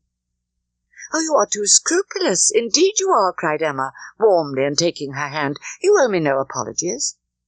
"You are very kind, but I know what my manners were to you, so cold and artificial. I had always a part to act. It was a life of deceit." "Pray say no more. I feel that all the apologies should be on my side. Let us forgive each other at once. We must do whatever is to be done quickest, and I think our feelings will lose no time there. I hope you have pleasant accounts from Windsor?" "Very. And the next news, I suppose, will be that we are to lose you, just as I begin to know you." "Oh, as to all that, of course, nothing can be thought of yet." "Nothing can be actually settled yet, perhaps," replied Emma, smiling. "But excuse me, it must be thought of." The smile was returned as Jane answered, "You are very right, it has been thought of, and I will own to you, I am sure it will be safe, that so far as our living with Mr. Churchill at Enscombe, it is settled. There must be 3 months at least of deep mourning, but when they are over, I imagine there will be nothing more to wait for." "Thank you, thank you. This is just what I wanted to be assured of. Oh, if you knew how much I love everything that is decided and open. Goodbye, goodbye." Emma's own affairs were far from resolved, however. She knew the time was coming when the news must be spread and other persons' reception of it tried. But how to break it to her father at last? The impossibility of her quitting her father Mr. Knightley felt as strongly as herself, but the inadmissibility of any other change he could not agree to. He had been thinking it over most deeply, most intently. He had at first hoped to induce Mr. Woodhouse to remove with her to Donwell. He had wanted to believe it feasible, but his knowledge of Mr. Woodhouse would not suffer him to deceive himself long, and now he confessed his persuasion that such a transplantation would be a risk of her father's comfort, perhaps even of his life, which must not be hazarded. Mr. Woodhouse taken from Hartfield! No, he felt that it ought not to be attempted. But the plan which had arisen on the sacrifice of this, he trusted his dearest Emma would not find in any respect objectionable. It was that he should be received at Hartfield, that so long as her father's happiness, in other words his life, required Hartfield to continue her home, it should be his likewise. Poor Mr. Woodhouse! It was at first a considerable shock to him, and he tried earnestly to dissuade her from it. She was reminded more than once of her having always said she would never marry, and assured that it would be a great deal better for her to remain single, but it would not do. Emma hung about him affectionately, and smiled, and said it must be so. Mr. Woodhouse could not be soon reconciled, but the worst was overcome, the idea was given. Time and continual repetition must do the rest. To Emma's entreaties and assurances succeeded Mr. Knightley's, whose fond praise of her gave the subject even a kind of welcome, and he was soon used to be talked to by each on every fair occasion. They had all the assistance which Isabella could give, by letters of the strongest approbation, and Mrs. Weston was ready on the first meeting to consider the subject in the most serviceable light. The news was universally a surprise wherever it spread, though in general it was a very well-approved match. Some might think him, and others might think her, the most in luck, But yet, upon the whole, there was no serious objection raised, except in one habitation, the vicarage. There, the surprise was not softened by any satisfaction. Mr. Elton cared little about it compared with his wife. He only hoped the young lady's pride would now be contented, and supposed she had always meant to catch Knightley if she could. But Mrs. Elton was very much discomposed indeed. Poor Knightley, poor fellow, sad business for him. She was extremely concerned, for though very eccentric, he had 1,000 good qualities. How could he be so taken in? Did not think him at all in love, not in the least, poor Knightley. Time passed on. A few more tomorrows, and the party from London would be arriving.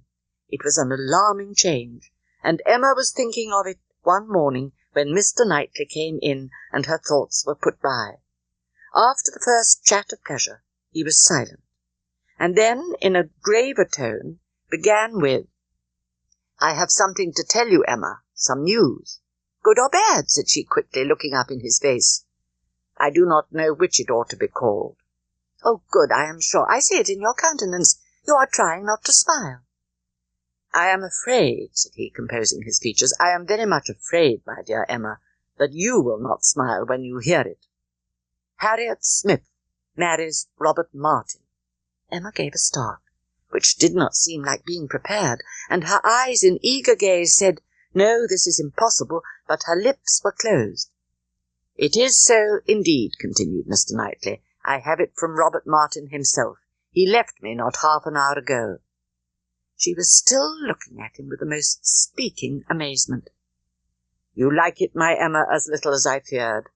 I wish our opinions were the same, but in time they will. Time, you may be very sure, will make one or the other of us think differently, and in the meanwhile we need not talk much on the subject." "You mistake me, you quite mistake me," she replied, exerting herself. "It is not that such a circumstance would now make me unhappy, but I cannot believe it. It seems an impossibility. You cannot mean to say that Harriet Smith has accepted Robert Martin. You cannot mean that he has even proposed to her again, yet. You only mean that he intends it."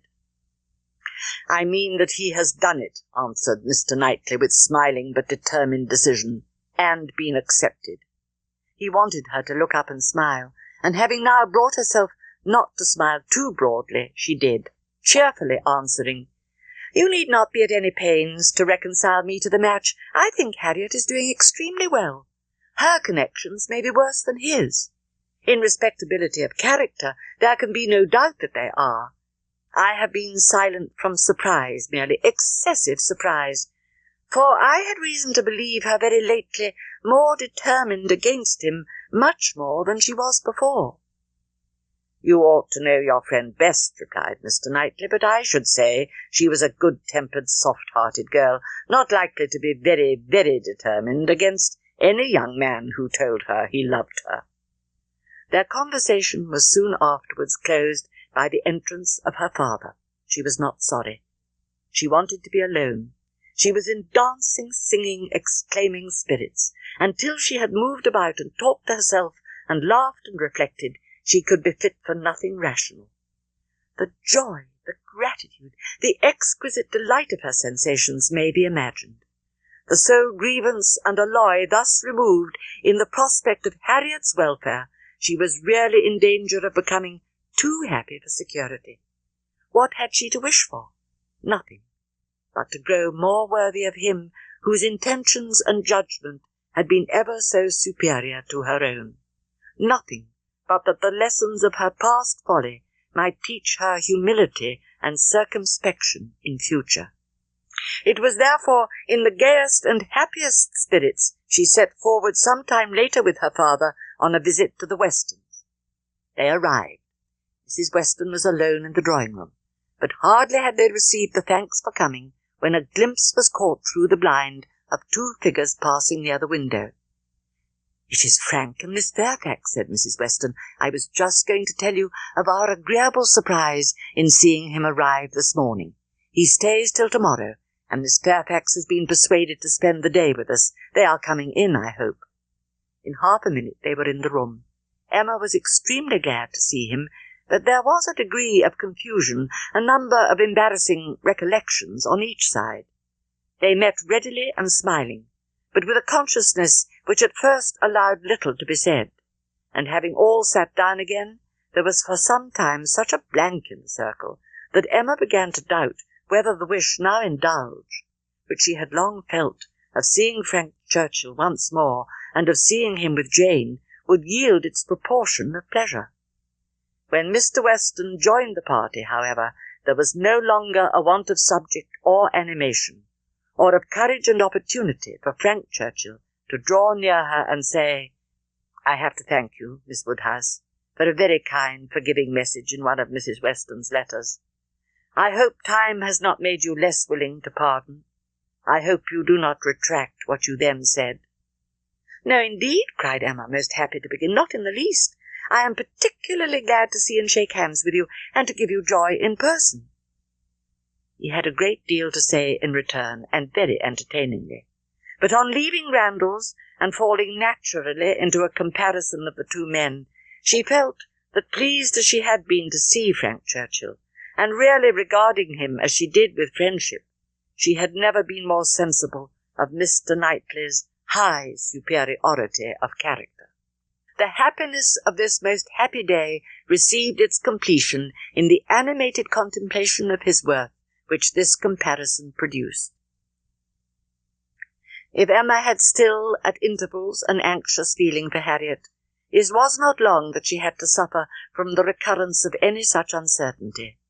A very few days brought the party from London, and she had no sooner an opportunity of being 1 hour alone with Harriet than she became perfectly satisfied, unaccountable as it was, that Robert Martin had thoroughly supplanted Mr. Knightley, and was now forming all her views of happiness. The fact was, as Emma could now acknowledge, that Harriet had always liked Robert Martin, and that his continuing to love her had been irresistible. Beyond this, it must ever be unintelligible to Emma. The event, however, was most joyful, and every day was giving her fresh reason for thinking so. Harriet's parentage became known. She proved to be the daughter of a tradesman, rich enough to afford her the comfortable maintenance which had ever been hers, and decent enough to have always wished for concealment. Such was the blood of gentility which Emma had formerly been so ready to vouch for. It was likely to be as untainted, perhaps, as the blood of many a gentleman. But what a connection had she been preparing for Mr. Knightley, or for the Churchills, or even for Mr. Elton? The stain of illegitimacy, unbleached by nobility or wealth, would have been a stain indeed. Before the end of September, Emma attended Harriet to church, and saw her hand bestowed on Robert Martin with so complete a satisfaction as no remembrances, even connected with Mr. Elton as he stood before them, could impair. Perhaps, indeed, at that time she scarcely saw Mr. Elton, but as the clergyman whose blessing at the altar might next fall on herself. The month of October was the one fixed on, as far as they dared, by Emma and Mr. Knightley.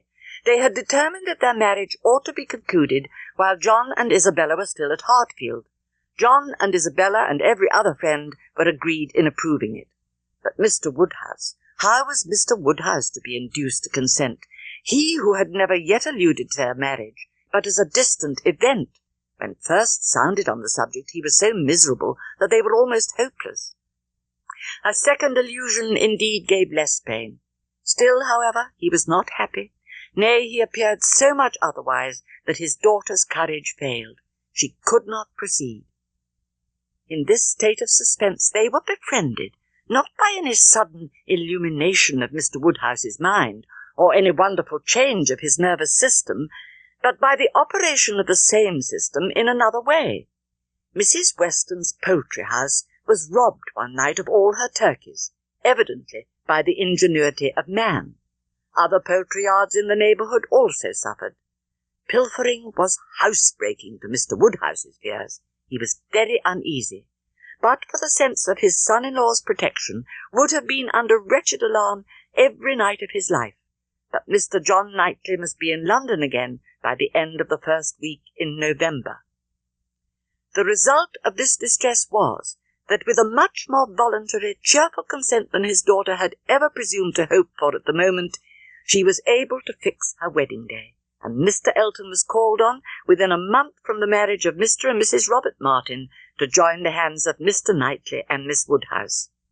The wedding was very much like other weddings, where the parties have no taste for finery or parade, and Mrs. Elton, from the particulars detailed by her husband, thought it all extremely shabby and very inferior to her own.